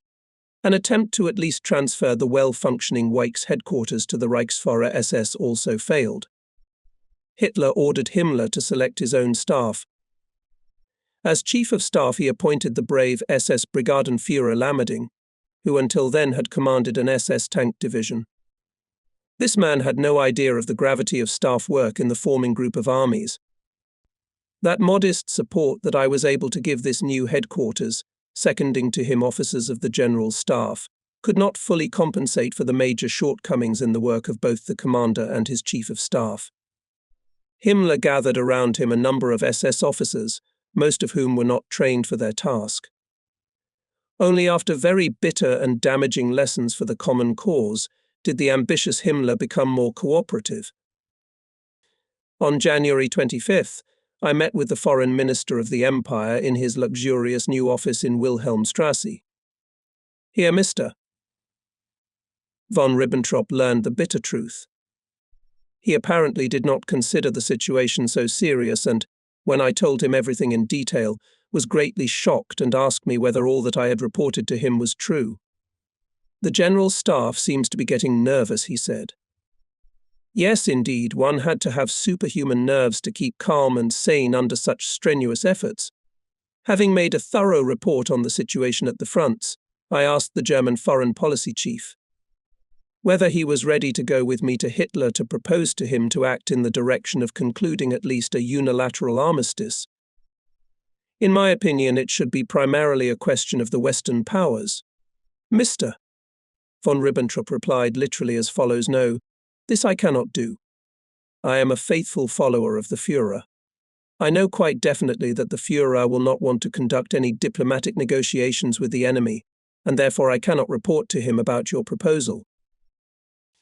I asked him, what would you say if the Russians were standing near Berlin in 3 or 4 weeks without concealing his horror, Mr. Von Ribbentrop exclaimed, do you consider that possible? When I assured him that it was not only possible, but under our present position quite obvious, he lost his presence of mind for a while. I again put to von Ribbentrop the question whether he would go with me to see Hitler or not. But the minister was unable to give a positive answer. The only words he uttered when bidding me farewell were, "Everything remains between us. Does it not? I made the promise." In the evening I went to Hitler to report the situation. He was very excited. I must have been a little late, because on entering the hall I heard his loud, excited voice. He demanded strict compliance with his fundamental order, No. 1, according to which no one working with him has the right to make any communication to unauthorized persons, unless it is directly related to the official activities of these persons. Seeing me, Hitler raised his voice thus: If the Chief of the General Staff visits the Reich Foreign Minister and informs him about the situation on the Eastern Front, proving the need to conclude an armistice with the Western powers, he thereby commits a state crime. I have now learned that Herr von Ribbentrop was not silent. So much the better. Now Hitler, at least, was in the loop, but he refused any businesslike discussion of my proposal. Hitler continued to rage for a while longer, until he noticed that all this made no impression on me. Only while in custody, I learned from a reliable source that the Reich Foreign Minister on the same day sent a memo to Hitler about our conversation. True, my name was not mentioned in it, but everything was clear without that. The attempt to start, with the assistance of the Foreign Office, at least unilateral armistice negotiations failed. Of course, it may be objected to me that it would hardly have been possible at that time to induce the Western powers to conduct such negotiations, since they had made official commitments to the Russians to conduct only joint negotiations on the German question. But in spite of all this, I still felt that the attempt to induce Hitler to take this step should not be abandoned. Although Mr. von Ribbentrop rejected my proposal, I decided not to give up and to try to carry out my plan by going another way. To this end, I visited in the first week of February one of the most prominent figures of the Reich in the hope of finding mutual understanding and support. But to my suggestion, this man literally repeated the foreign minister's reply. About the third attempt I made in the same direction in March, I will speak below. By January 27th, the Russian offensive had reached an unprecedented pace. Faster and faster the day of catastrophe was approaching. Southwest of Budapest, the Russians went on the counteroffensive. The remnants of the German garrison in the Hungarian capital fought fierce battles. The situation in the Upper Silesian industrial region became even more tense. With considerable forces, the Russians began the offensive in the direction of the Moravian Gate at Moravska Ostrava, Tesin. Especially dangerous was the situation in the Warta region and in East Prussia. Poznan was surrounded. The enemy had already captured one fort. The Russians were advancing in the direction of Shenlanki. Schlop, Schneidermühl, US. They captured Nakel and Bromberg. West of the Vistula, the attacks on Schwetz continued. At Meve, advancing westward, the enemy forced the Vistula. In Marienburg were fighting for the magnificent old fortress Ordensburg. Himmler moved his headquarters from Ordensburg to Kressensee. From there, without asking permission from the main command of the land forces, he gave the order to abandon Thorn, Kolm and Marienwerder. And to this Hitler responded with silence. Such arbitrariness of Himmler led to the loss of the defensive line on the Vistula. Now the enemy within a few days could cut off the front of the army, which was east of the river. In East Prussia there were battles for Frauenburg, Elbing. North of Königsberg, continuous attacks. Crisis on the Zemland Peninsula. In the Baltic, defensive battles were successful, but they could not cause much joy. On that day I ordered the transfer of conscripts born in 1928 from the eastern military districts to the western ones, in order to avoid the use of these untrained young men in battle. Fortunately, I was able to accomplish this. As early as the fall of 1944, I had protested both in writing and verbally against the use of young men of 16 years of age in combat. At Himmler's headquarters, the poorly organized work was already making itself felt. Communications were not working. About this sad situation I reported to Hitler, but he did not pay any attention to my remark, because at that time the head of the personnel department of the army informed him about the measures that were taken in relation to the stubborn elements of Kings Frederick William I and Frederick the Great. General Bergdorf turned to history and gave some colorful examples from the legal proceedings that were carried out 200 years ago. After listening, Hitler said with deep satisfaction, "If it is thought of me that I am too cruel, it would be good if all these noble people would read this." He, at any rate, recognized his cruelty, but tried to justify it by historical examples. The discussion of our plight took a back seat to this. On the same day began the transfer of the 6th Panzer Army to the Eastern Front. As already mentioned, Hitler, back in Berlin, ordered to go on the Western Front to the defense. At the same time, he developed his own plan to use on the Eastern Front all the incoming troops from the West. I proposed to Hitler to transfer all forces in the area east of Berlin, to divide them into 2 groups and concentrate in the area of Glogau, Cottbus, and in Pomerania east of the Oder. This would allow to counterattack deeply embedded in the system of our defense of the enemy's advanced units and break them while they are still weak, and while holding our eastern defensive fortifications, preventing the enemy to establish a supply of ammunition and food to this section of the front. However, Hitler insisted on his plan to use the main forces of these units not for the defense of Germany, in particular the capital, and the offensive in Hungary. Jodl expected to transfer there the First Corps within 2 weeks. However, it took several weeks until the deployment could be fully completed. Until the beginning of March, there was nothing to think about the offensive. And what will be at this time under Berlin? The enemy had already captured most of the industrial area of Upper Silesia. It was clear that we could hold out now only a few months. On the importance of this, only one yet not affected by bombardment of the industrial district Speer pointed out to Hitler in his report note back in December, after the destruction of the enemy factories of the Ruhr area. But its defense was neglected in favor of the Western Front. Now this source of our strength has also disappeared. Speer drafted a new report note, which began with a ruthless sentence: "The war is lost." Before handing it over to Hitler, he gave it to me to read. With its contents had to, unfortunately, agree. Hitler, after reading the first sentence of this memo, locked it in his safe with other papers of the same content. In these dark days, I witnessed how one night after my report on the situation at the front, Speer personally tried to get to a conversation with the Führer. Hitler refused to accept it. He will again tell me that the war is already lost, and that I must end it. Speer did not want to give in and again sent an adjutant with his report to Hitler. Hitler ordered the young SS officer, "Put this paper in my safe." Turning to me, he said, "Now you understand why I do not want to accept anyone for a face-to-face conversation. Anyone who wants to talk to me in private always intends to say something unpleasant to me. This I cannot bear." January 28th. the enemy managed to create near Luben pre-bridge fortification on the Oder. We expected the continuation of his offensive on Zagen. Further north, from the area of Kreutz, Schneidermühl, the Russians sought to advance westward to the Oder between Frankfurt and Stettin, in all probability in order to create conditions for a subsequent strike on Berlin. Seeing our weakness, Marshal Zhukov began to act even more decisively. The 1st and 2nd Guards tank armies, the 8th Guards, the 5th Shock Army and the 61st Army struck the Oder defences.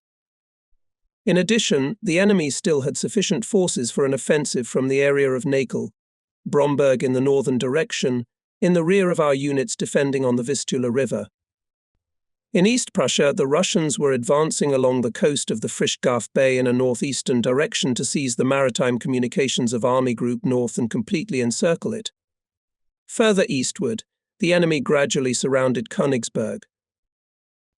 During the discussion of the situation on the night of January 29th, we touched on the issue, which was repeatedly put by Hitler, the demotion of officers who, in his opinion, did not fulfill their duty. Many experienced frontline officers were demoted without any investigation by one or even several steps at once. I witnessed such a case with one commander of a heavy anti-tank division. He was wounded 7 times at the front, as evidenced by his gold badge for the wounding, and barely had time to recover from the last heavy wound before he went to the front again. His division was loaded into an echelon and taken along the entire Western Front. The division moved often by detour routes and was repeatedly bombarded by enemy aircraft. As a consequence, the echelon was torn apart and the division was put into battle in a scattered manner. Hitler ordered to demote the division commander, who had recently been promoted to the rank of lieutenant colonel for his bravery. My chief of staff of inspection, Mail, who was present, strongly protested with me against this order. A high-ranking gentleman, who had never been to the front during the whole war, dryly remarked, "A gold badge of wounding says absolutely nothing." Our protest was not successful. On the same day I put up for discussion the case of my former chief of the Home Front Service during the campaign in Russia in 1941, an old officer, Lieutenant Colonel Geckel of the Reserve, who on a denunciation from Linz had been sent as a mere soldier to a mortar battalion where he was to serve as a mine layer. In the Nuremberg records I found excerpts from my report, which was at one time stenographed, as this report is the only surviving document. I would like to quote some excerpts from it. In the said mortar battalion there is a lieutenant colonel who served with me as chief of the rear guard service in Poland, France and Russia. He was at one time decorated and personally received from me the Iron Cross of the First Class. A countryman reported the lieutenant colonel for suspicious remarks made by the latter even before the Anschluss, which never really happened. The lieutenant colonel was dismissed from his post and sent to Wildflecken to the mortar battalion, in which this exceptionally diligent, absolutely impeccable officer served as a mine layer. He wrote me several letters, which were horrifying in their content. They say, "I have been slandered. There was no impartial investigation or verification. They believed the scoundrel who denounced me, and now I don't know what to do. It seems to me that he has not yet been rehabilitated." Here, too, I have not succeeded satisfactorily. I have quoted these excerpts from the transcript to show the tone in which I had to speak in order to have at least some effect on the indifferent heads in the Führer's headquarters. I often stood up for such unfortunates who, for some reason sometimes quite ridiculous, came into conflict with the party organs and suddenly found themselves quite unexpectedly in concentration camps or in punitive units. Unfortunately, such cases rarely came to light. In addition, the heavy overload of work, as well as the excitement and worries of the time, often did not give any opportunity to think about helping others. After all, a day at that time also had only 24 hours. I had to travel twice a day to see the Führer, which was almost the rule in the tense situation, twice from Zossen to Berlin, to the Imperial Chancellery, and back again, i.e., 4 times for 45 minutes, but 3 hours in all. Hitler's reports lasted 2, and mostly 3 hours, for a total of 6 hours. Thus, I spent 8 or 9 hours on reports on the situation at the fronts alone, without doing any useful work. We were just talking, pouring from empty to empty. In addition, Hitler, after the assassination attempt on him, demanded that I was also present at the reports of the headquarters of the operational leadership of the armed forces and the reports of representatives of the branches of the Wehrmacht. Under normal circumstances, this desire of the Führer was perhaps legitimate. My predecessor in the last days of his activity very often, having made the first report, immediately left the headquarters. This greatly displeased Hitler, and he ordered me to attend other reports.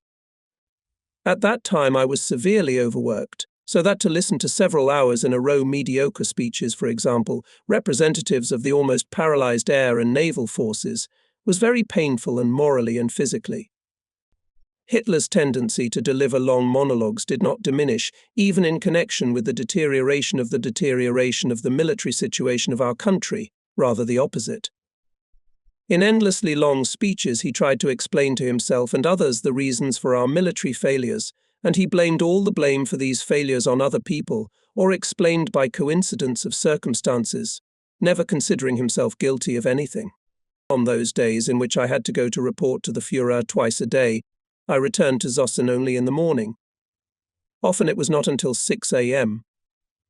that I was able to lie down for a short time. At 8 o'clock, officers of the General Staff of the Land Forces came to report with the morning reports of the army groups. The reports continued, with intervals for meals, until I was informed that the car was ready for the trip to the Imperial Chancellery. Very often my stay in Berlin was delayed by air raids, during which Hitler began to show concern for my life and forbade me to leave the city.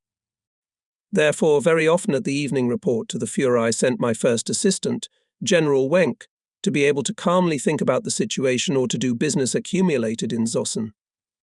Often by my non-appearance I protested to Hitler against his outbursts, which he often made during violent outbursts of anger against the officer corps or against all land forces. Of course he guessed what was the matter, and for a few days kept himself in control, but it did not last long. On January 30th, the Russians launched a major offensive in Hungary, in the section of the front of the 2nd Panzer Army, south of Lake Balaton. On the Oder, the Russians pulled up their forces in the area of Ohlau, apparently to expand the pre-bridge fortification there.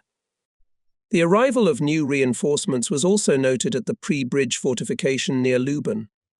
South of the Warta River, the enemy managed to realize a breakthrough of operational importance. North of the Warta River, the Russians, advancing in a westerly direction, seized the area of Zoldin, Arnswalde, threatening Stettin. The enemy's attacks south of Braunsberg, near Wormdet, north of Allenstein and south of Bartenstein indicated that he was trying to intercept our westward advancing units and hit them in the rear. The fortress of Königsberg was from the south, and from the west squeezed by the enemy in a pincer. On January 31st, the Russians attacked our front in Hungary, between the Danube and Lake Balaton. North of the Danube, the enemy was preparing for an offensive. From the pre-bridge fortification on the Oder at Steino, he was preparing to strike at the area of Zagen, Cottbus. The Russian offensive continued on both sides of the Warta River. Weak and almost unoccupied by us defensive positions of the Oder, Warta were broken through. In Pomerania, we managed to temporarily delay the enemy offensive at the line Schlopp, Deichkron, Konitz.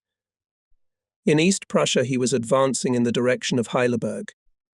In the Baltic, the enemy intended to resume his offensive. The terrible month of January confirmed all our fears of a major Russian offensive. Hitler and his staff of operational leadership ineptly managed operations in the West and belatedly turned their attention to the Eastern Front. All this, as well as the appointment of a profane to the post of commander of Army Group Vistula, which was entrusted with a responsible task, was the reason for the exceptionally rapid development of the enemy's success. In fact, the enemy had cut off both East and West Prussia from the Reich, thus creating two isolated pockets of resistance, two islands that could be supplied only by air or sea. Their loss was only a matter of time. Aviation and navy, instead of fulfilling their combat tasks, were engaged only in supplying the surrounded units with ammunition and food, which caused further weakening of our already weak naval and air forces. The more the Russians became convinced of our weakness, the more determined they acted. Their tanks were becoming audacious. On January 26th, Hitler ordered the formation of a tank fighter division. The name of this new compound sounded beautiful and promising, but there was nothing else. In reality, this compound was to consist of companies of scooters under the command of brave lieutenants armed with Faust cartridges. The calculations of these companies were to destroy T-34 and heavy Russian tanks. The division was put into battle in companies. It was a pity for the brave soldiers. In the first days of February, our situation on both the eastern and western fronts became fatal. In the east, Army Group Kurland, in spite of all my efforts to evacuate it, continued to defend the northern part of Kurland with 20 infantry and 2 armoured divisions. This army group included good, combat-ready units. Hitler authorized the evacuation of only 4 infantry and 1 armoured division. Army Group North was pinched by the enemy in the pincers in the area of Samland, Königsberg, and south of it, in the area of Ermland. It, as well as Army Group Kurland, was supplied by sea and air. 19 infantry and 5 armoured divisions, which were part of this group, suffered significant losses. This group was joined, in addition the remnants of other defeated divisions. Army Group Vistula occupied a narrow section of the front, running from the Vistula between Ardennes and Elbing, through Deitsch Krone to the Oder near Grunberg. It had 25 infantry and 8 armoured divisions. Army Group Centre was located on the front stretching through Silesia to the Carpathian Mountains. North and south of Breslau, the Russians managed to create pre-bridge fortifications on the Oder. The industrial area of Upper Silesia was lost. The army group included about 20 infantry and 8.5 armoured divisions. Finally, Army Group South, located between the Carpathians and the Drava, consisted of 19 infantry and 9 armoured divisions. It had the task after the approach of reserves from the west to go on the offensive on both sides of Lake Balaton in order to seize the right bank of the Danube, to strengthen the southern flank of the eastern front, and to cover the oil-bearing areas.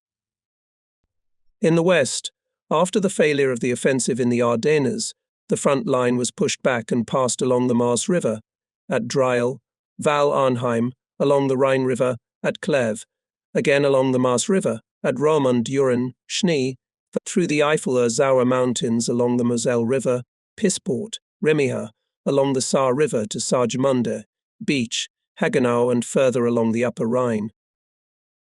The SS divisions intended for the offensive in Hungary were resting in 2 areas: Bonn, Ahrweiler, and Wittlich, Traben, Trarbach. Some units were still en route to these areas. All movements were extremely slow. The superiority of enemy aircraft paralyzed not only the transports but also the will of the command. Approximately 103 weak infantry divisions and 32.5 equally weak tank and motorized divisions were on the eastern front. The western front had about 65 infantry and 12 tank divisions, of which 4 were preparing to be sent east. In view of this situation, I decided once again to ask Hitler to abandon the offensive in Hungary and to launch an offensive against the still weak flanks of the wedge of the Russians, driven by them into our defences up to the Oder between Frankfurt am Oder and Kustrin. The offensive was to develop in a southerly direction from the area of Piritz, Arnswalde, and in a northerly direction from the boundary of Glogau, Guben. In this way I hoped to strengthen the defence of the capital of the Reich and, in general, the defence of the territory of the country, and to gain the time necessary to negotiate an armistice with the Western powers. For the success of this operation was necessary to quickly withdraw troops from the Balkan countries, Italy, Norway, and primarily from the Baltics. This plan I proposed to Hitler after a visit to him by the Japanese envoy Oshima in the early days of February. All my proposals concerning the abandonment of these territories he rejected. I began to argue stubbornly, saying, Finally, to this intractable man, do not think that I, because of my stubbornness, continue to insist on the abandonment of the Baltic.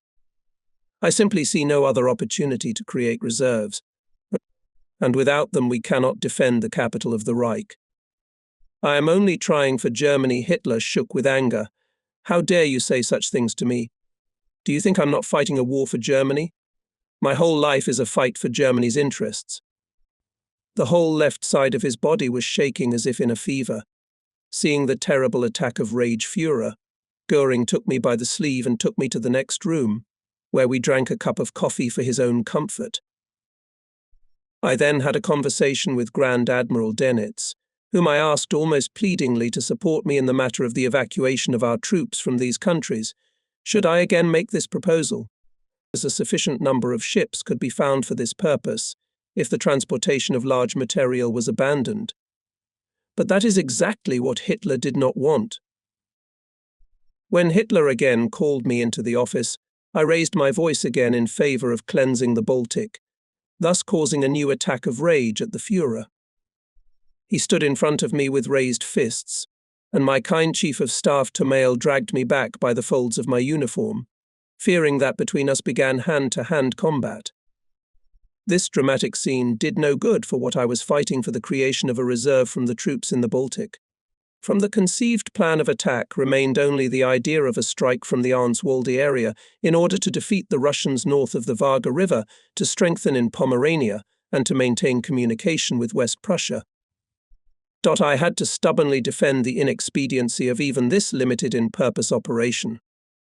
According to my calculations, which were based on data about the enemy, extracted by General Gehlemem, the Russians will be able to move daily to the Oder up to 4 divisions. So, for the offensive to make any sense at all, it must be carried out with lightning speed, before the Russians have not pulled up to the front of large forces, or before they have not figured out our intentions. The decisive report on this subject took place on February 13th in the Imperial Chancellery. At my report, in addition to the usual persons from Hitler's entourage, were present Reichsführer SS Himmler, commander of Army Group Vistula, Obergruppenführer Sepp Dietrich, commander of the 6th Panzer Army, and my first deputy, General Wenck. I decided to second General Wenck to Himmler for the duration of the offensive, entrusting him with the actual leadership of the operation. In addition, I decided to start the offensive on February 15th, as otherwise it was not feasible at all. I realized that both Hitler and Himmler would strongly oppose my proposals, as they both had an instinctive fear of this decision, the implementation of which was to show the clear inability of Himmler as a commander. Himmler, in Hitler's presence, defended the view that the offensive should be postponed because a small portion of the ammunition and fuel released for the army had not yet arrived at the front. Contrary to this view, I made the above proposal, which was met by Hitler in the bayonet. I cite our dialogue. We cannot wait until the last barrel of gasoline and the last box of shells are unloaded. During this time the Russians will become even stronger. Hitler, I forbid you to make reproaches to me for wanting to wait. I do not make you any reproaches, but after all, there is no point in waiting until all the allowance items are unloaded. After all, we may miss the right time for the offensive. Hitler, I have already just told you that I do not want to hear your reproaches that I want to wait. I have just reported to you that I do not wish to make you any reproaches, I just do not want to wait. Hitler, I forbid you to reproach me for wanting to wait. General Wenck should be attached to the Reichsführer's headquarters, otherwise there is no guarantee of success in the offensive. Hitler, the Reichsführer, has enough strength to handle it himself. The Reichsführer does not have the combat experience and a good staff to conduct the offensive on his own. General Wenck's presence is essential. Hitler, I forbid you to tell me that the Reichsführer is incapable of carrying out his duties. I must still insist that General Wenck is attached to the headquarters of the Army Group, and that he will realize the expedient leadership of operations. In this spirit we talked for about 2 hours.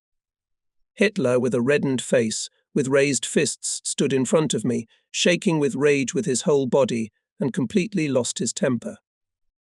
After each outburst of anger, he would run back and forth across the carpet, stop in front of me, almost face to face, and hurl another reproach at me. He would shout so loudly that his eyes would pop out of his orbits and the veins in his temples would turn blue and swell. I was determined not to let myself be thrown off balance, to listen to him calmly and repeat my demands. I insisted with iron logic and consistency. When Hitler turned away from me and ran to the fireplace, I looked at the portrait of Bismarck by Lenbach, which hung over the fireplace. The eyes of that great statesman, the Iron Chancellor, were staring sternly at the scene that was being played out below at his feet. In a dimly lighted corner of the hall I could see the gleam of his cuirassier helmet. The Chancellor's gaze asked, "What are you making of my Reich?" From behind me I could feel the gaze of Hindenburg, whose bronze bust was in the opposite corner of the hall. And his eyes were also asking, "What are you doing with Germany? What will happen to my Prussia?" It was terrifying, but it strengthened me in my decision. I remained cold and unwavering, and did not leave any of Hitler's outbursts unanswered. Hitler must have noticed that his frenzy does not touch me, and he noticed it. Suddenly Hitler stopped in front of Himmler, so, "Himmler, tonight General Wenck comes to your headquarters and takes charge of the offensive." He then walked over to Wenck and ordered him to go immediately to the Army Group headquarters. Hitler sat down on a chair, asked me to sit next to him, and then said, "Please continue your report." Today the General Staff won the battle. At that, an amiable smile appeared on his face. This was the last battle I managed to win. But it was already too late. Never in my life have I experienced such scenes. Never had I seen Hitler in such a frenzy. After this grim episode in the monstrous drama of Germany's decline, I went to the reception room and sat down there at a small table. Keitel came up to me. "How can you object to the Führer like that? Didn't you see how worried he was? What would happen if a stroke happened to him?" I coldly remarked to him. "A statesman must learn to accept objections and face the truth, otherwise he does not deserve the title." Several men from Hitler's entourage joined Keitel, and I again had to endure a hard fight until these fearful souls were pacified. Then, through the men accompanying me, I gave the necessary instructions by telephone regarding the conduct of the offensive. There was no time to lose. And how could I know? For the next minute I might lose this hard-won authority. Later eyewitnesses to this scene told me that they were the first time in their many years of service in the main headquarters of the Führer witnessed such a furious fury. Hitler, his last outburst of anger surpassed all previous ones. On February 15th, Colonel General Reus's 3rd Panzer Army was ready for the offensive. On the morning of February 16th, it went on the offensive, which was personally supervised by General Wenck, who knew exactly all my intentions and plans. On February 16th and 17th, the offensive was very successful. We began to hope, in spite of all difficulties and doubts, for the success of this operation, expecting to gain the time necessary to take further measures. But then disaster struck. Wenck, after his report to Hitler on the evening of February 17th, sat in his car and, noticing the severe fatigue of the driver, decided to replace him. He sat himself behind the wheel and fell asleep, as he was also severely overworked that day. On the highway Berlin-Stettin, he hit the railing of a bridge, crashed badly, and was taken to the hospital the same evening in a serious condition. Wenck's incapacitation led to the fact that the offensive stalled and it could not be re-established. For several weeks, Wenck lay in the hospital. He was replaced by General Krebs, who had just been relieved as Chief of Staff by General Model and sent to the front. I knew Krebs well from his service in the Goslar Jaeger unit. He was an intelligent, good, militarily trained officer, but he lacked frontline experience, for he had been on staff duty throughout the war, holding various positions on the General Staff. Throughout his long service in the General Staff, he had learned well the art of office work and the ability to adapt to his superiors, which made him insufficiently resistant to a man like Hitler. In addition, Krebs was a close friend of General Bergdorf, head of the Army Personnel Department, with whom he had once studied together at the military academy. Bergdorf introduced Krebs into the company of his friends from the Führer's main headquarters, Bormann and Feigelin, with whom Krebs also established a close friendship. These friendly ties deprived him on the eve of the finale of the nightmarish drama in the imperial chancellery of his spiritual freedom and independence. As long as we worked together, their influence was not noticeable, for the general command of the land forces was generally represented by myself. After my resignation, it became every day more sensitive. Krebs already during his first report to Hitler received oak leaves to the Iron Cross. Already here the hand of Bergdorf was felt. A few days later I went to report to Hitler together with Krebs. We arrived very early, and the other officers were not yet there. Hitler asked us to go into his small working office. The Führer pointed to a portrait of Frederick the Great by Graf, which hung above his desk, and said, "This portrait always gives me new strength when the alarming reports from the fronts begin to depress me. Look at the commanding gaze of his blue eyes, that huge forehead. What a head." We then began a conversation about the statesmanship and military talent of the great king, whom Hitler placed above all others and whom he would like to resemble. But unfortunately, his abilities did not match his desire. These days were the 70th anniversary of the birth of the Imperial Führer of the Labour Service, Herl, a fine old officer who had carried out his party duties with the greatest idealism and with deep spiritual feeling. Herl received from Hitler the German order. He spent the evening of February 24th at Dr. Goebbels' house. I, too, was invited to this modest dinner. I responded with consent, as I held Herl in high esteem.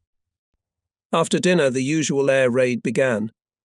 We went to the bomb shelter and met there Frau Magda Goebbels and her well-behaved, sweet children. I had the opportunity to meet them.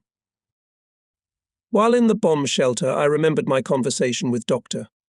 Goebbels in 1943. Here around me sat a small family whose happiness and death were closely connected with Hitler's fate. The thought that their days were already numbered was depressing. What Dr. Goebbels had once predicted had come at the end of April.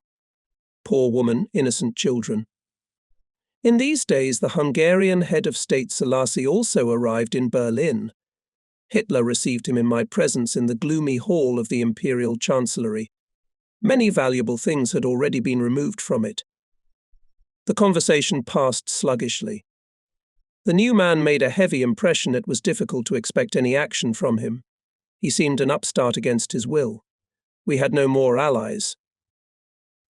Over the past months, the enemy had increasingly devastated the German territory with his air raids.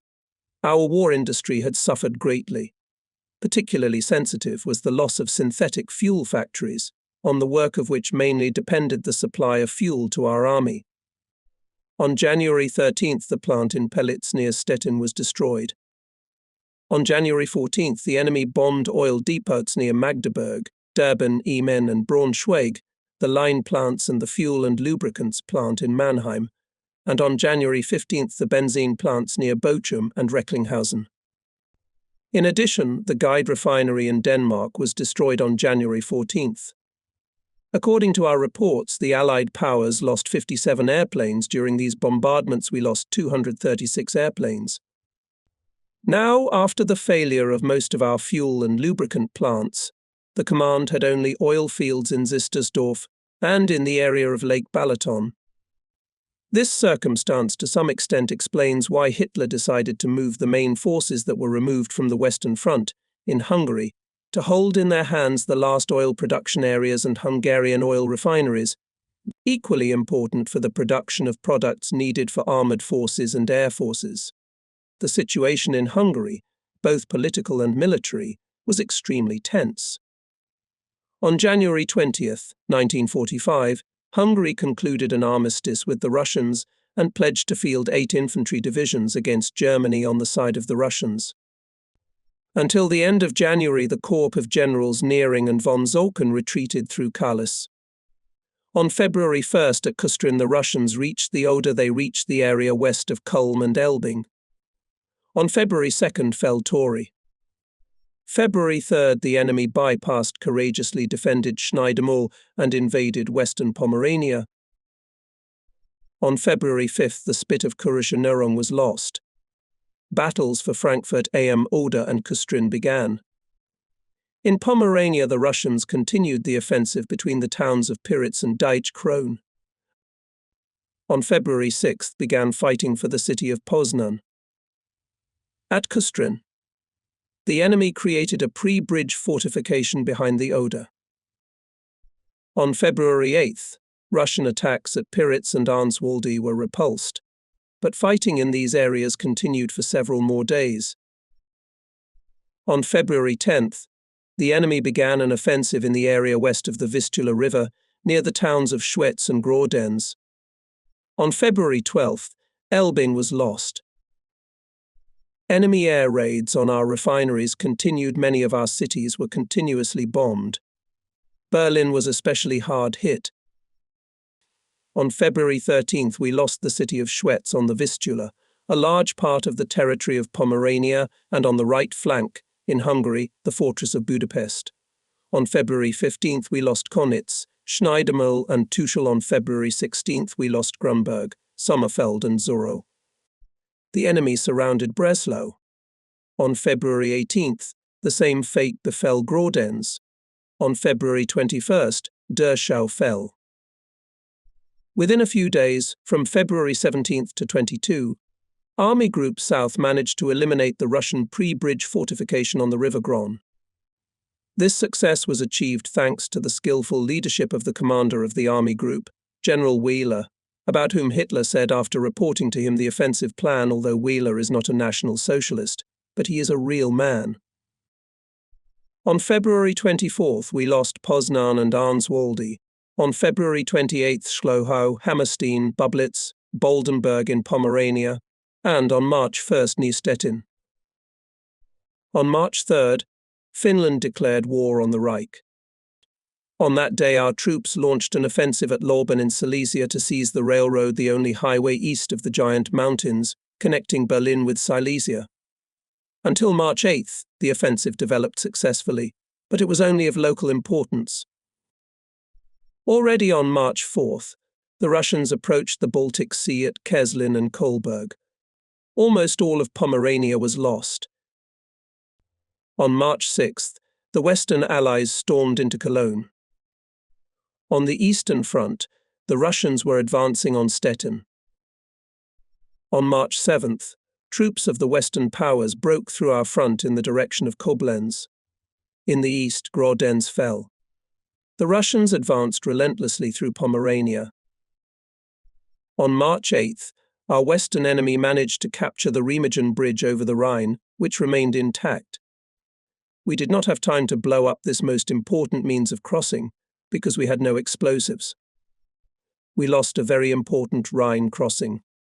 Hitler was outraged, demanding that those responsible be punished. At the verdict of the court-martial, 5 officers were shot. March 9th, the Russians came to the east bank of the Oder on both sides of Stettin. In this area was created pre-bridge fortification. We finally began. The offensive in Hungary at first had success. However, the thaw caused by mild weather hindered the advance of tanks, which put in doubt the possibility of continuing the offensive. If north of Lake Balaton we were able to make some progress, then south of it the offensive immediately stalled. March 12th began street battles in Breslau. The air war raged with the same force. 20 nights in a row the enemy bombed Berlin. On March 13th, the Russians stormed Neustadt. They reached Danzig Bay and Putzig. Our offensive in Hungary continued successfully. But with disaster fast approaching, these modest successes had no meaning. Finally, all chances for a major success disappeared. Was lost the hitherto high morale of the SS divisions. Under the cover of stubbornly fighting tankers retreated in defiance of orders entire units. These divisions could no longer be relied upon. This overflowed the measure of patience of Hitler. He erupted into terrible anger, ordering to tear off the armbands with the name of these units from the personnel of the divisions, including his Leibstander. With this order, he wanted to send me to Hungary. I refused to carry out this order and suggested that this mission be entrusted to the Reichsführer SS, who was just there, the immediate superior of the SS troops and, above all, responsible for the state of their discipline, so that he could familiarize himself with the situation there. Until recently, the Reichsführer had resisted any interference of army representatives in the affairs of his compounds, and now he began to wiggle, but since I had other duties, he had to agree. He did not earn any special love in the SS troops by performing this task.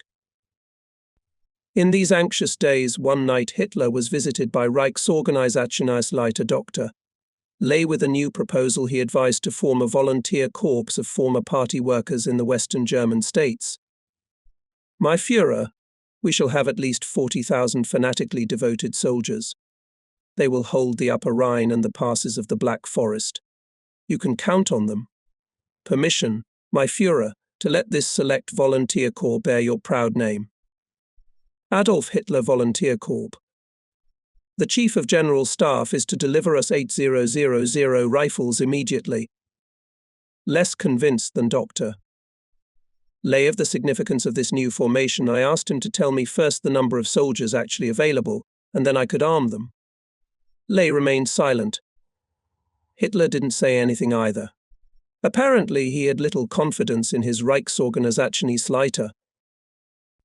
Breslau, Glogau, Kohlberg, Danzig and Königsberg was still in our hands. On the outskirts of Stettin there was fierce fighting. One day Hitler ordered the commander of the 3rd Panzer Army, Colonel General Reus, to come to him for a report on the situation on his section of the front, and to inform the Führer about the combat effectiveness of his 3rd Panzer Army. His report, Reus began with an assessment of the general situation. Hitler interrupted him. I know the general situation. I would like to hear from you details about the fighting ability of your divisions. Reus told everything with such detail that it was obvious that he personally knows every section of the front of his army and can assess the fighting capacity of each unit. I was present at the report, and he seemed to me excellent.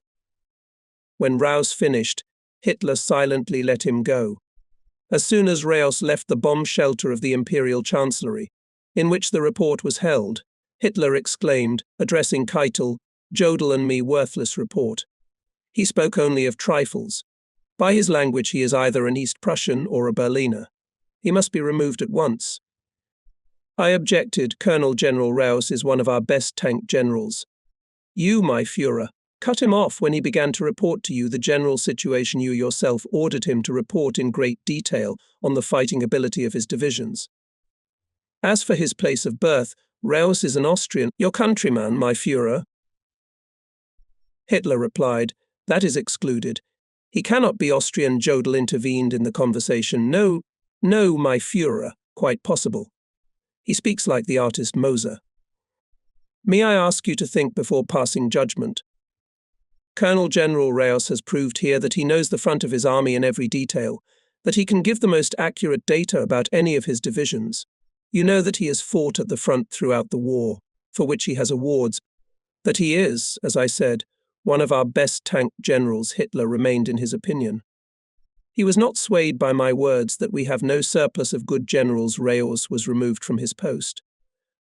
Outraged, I left the room to seek out Reus and prepare him for the injustice that his countryman Hitler intended to do him. There was nothing I could do to help my comrade. Reus was replaced by General von Manteuffel, which could now be used in the east after the failure of the offensive in the Ardennes, and after the transfer of many tank formations from the Western Front to the Eastern Front. Meanwhile, the Foreign Office had decided, though too late, to begin negotiations with the Western powers through the mediation of some neutral power. A certain Dr. Hesse, Ribbentrop's confidant, appeared in Stockholm, but had no success. The rumor of this reached me and my foreign policy advisor, Dr. Barenden, and we made the following decision: I must visit Reichsführer SS Himmler and offer him the use of his international connections through the Red Cross or tracing service to end the senseless bloodshed. After the wounding of General Wenck, Himmler was completely confused when the offensive began from the Arnswalde area. Things at his headquarters deteriorated every day. I never received clear reports from his front, and therefore could not vouch for the fact that there are carried out the orders of the General Command of the Army. Therefore, in mid-March, I went to the area of Prenzlau, his headquarters, to get an idea of the situation. Chief of Staff Himmler Lummerding met me on the threshold of the headquarters with the following words: "You cannot relieve us of our commander." I stated to Lummerding that this was, in fact, a matter for the SS. When I asked where the Reichsführer was, I was told that Himmler was ill with influenza and was in the sanatorium Hohenlichten, where he was being treated by his personal physician, Professor Gebhardt. I headed for the sanatorium.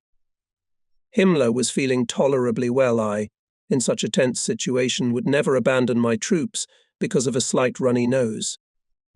Then I told the almighty SS that he combines in his person too many large imperial posts: Reichsführer SS, Chief of the German Police, Imperial Minister of the Interior, Commander of the Army Reserve, and, finally, the Commander of Army Group Vistula.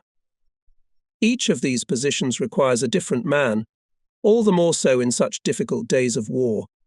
And although I trust him quite well, still this abundance of duties exceeds the strength of one man. He, Himmler, has probably already seen that it is not so easy to command troops at the front. That is why I suggest that he give up the post of commander of the group of armies and take up his other duties. Himmler this time was not as confident as before. He began to hesitate about this. "I cannot tell the Führer. He will not give his consent." This gave me some chances. "Then permit me. I will tell him about it." Himmler was forced to agree. That same evening I proposed to Hitler to relieve the heavily overloaded with various positions Himmler from the post of commander of Army Group Vistula, and in his place to appoint Colonel General Heinrizi, commander of the 1st Panzer Army, located in the Carpathians. Hitler reluctantly agreed. March 20th, Heinrizi received a new appointment. What could make Himmler, a complete ignoramus in military affairs, to climb on a new position? That he understood nothing about military matters was known not only to him, but also to us and Hitler. What had prompted him to become a military man? Obviously, he suffered from excessive vanity. Above all, he aspired to receive the Knight's Cross. He also, like Hitler, underestimated the qualities required of a military leader, and so for the first time received a task, the fulfillment of which took place in front of the eyes of the world, which could not be solved by staying somewhere behind the scenes and fishing in troubled waters. This man went bankrupt. He irresponsibly took on a task that was beyond his capacity, and Hitler irresponsibly entrusted him with these responsibilities.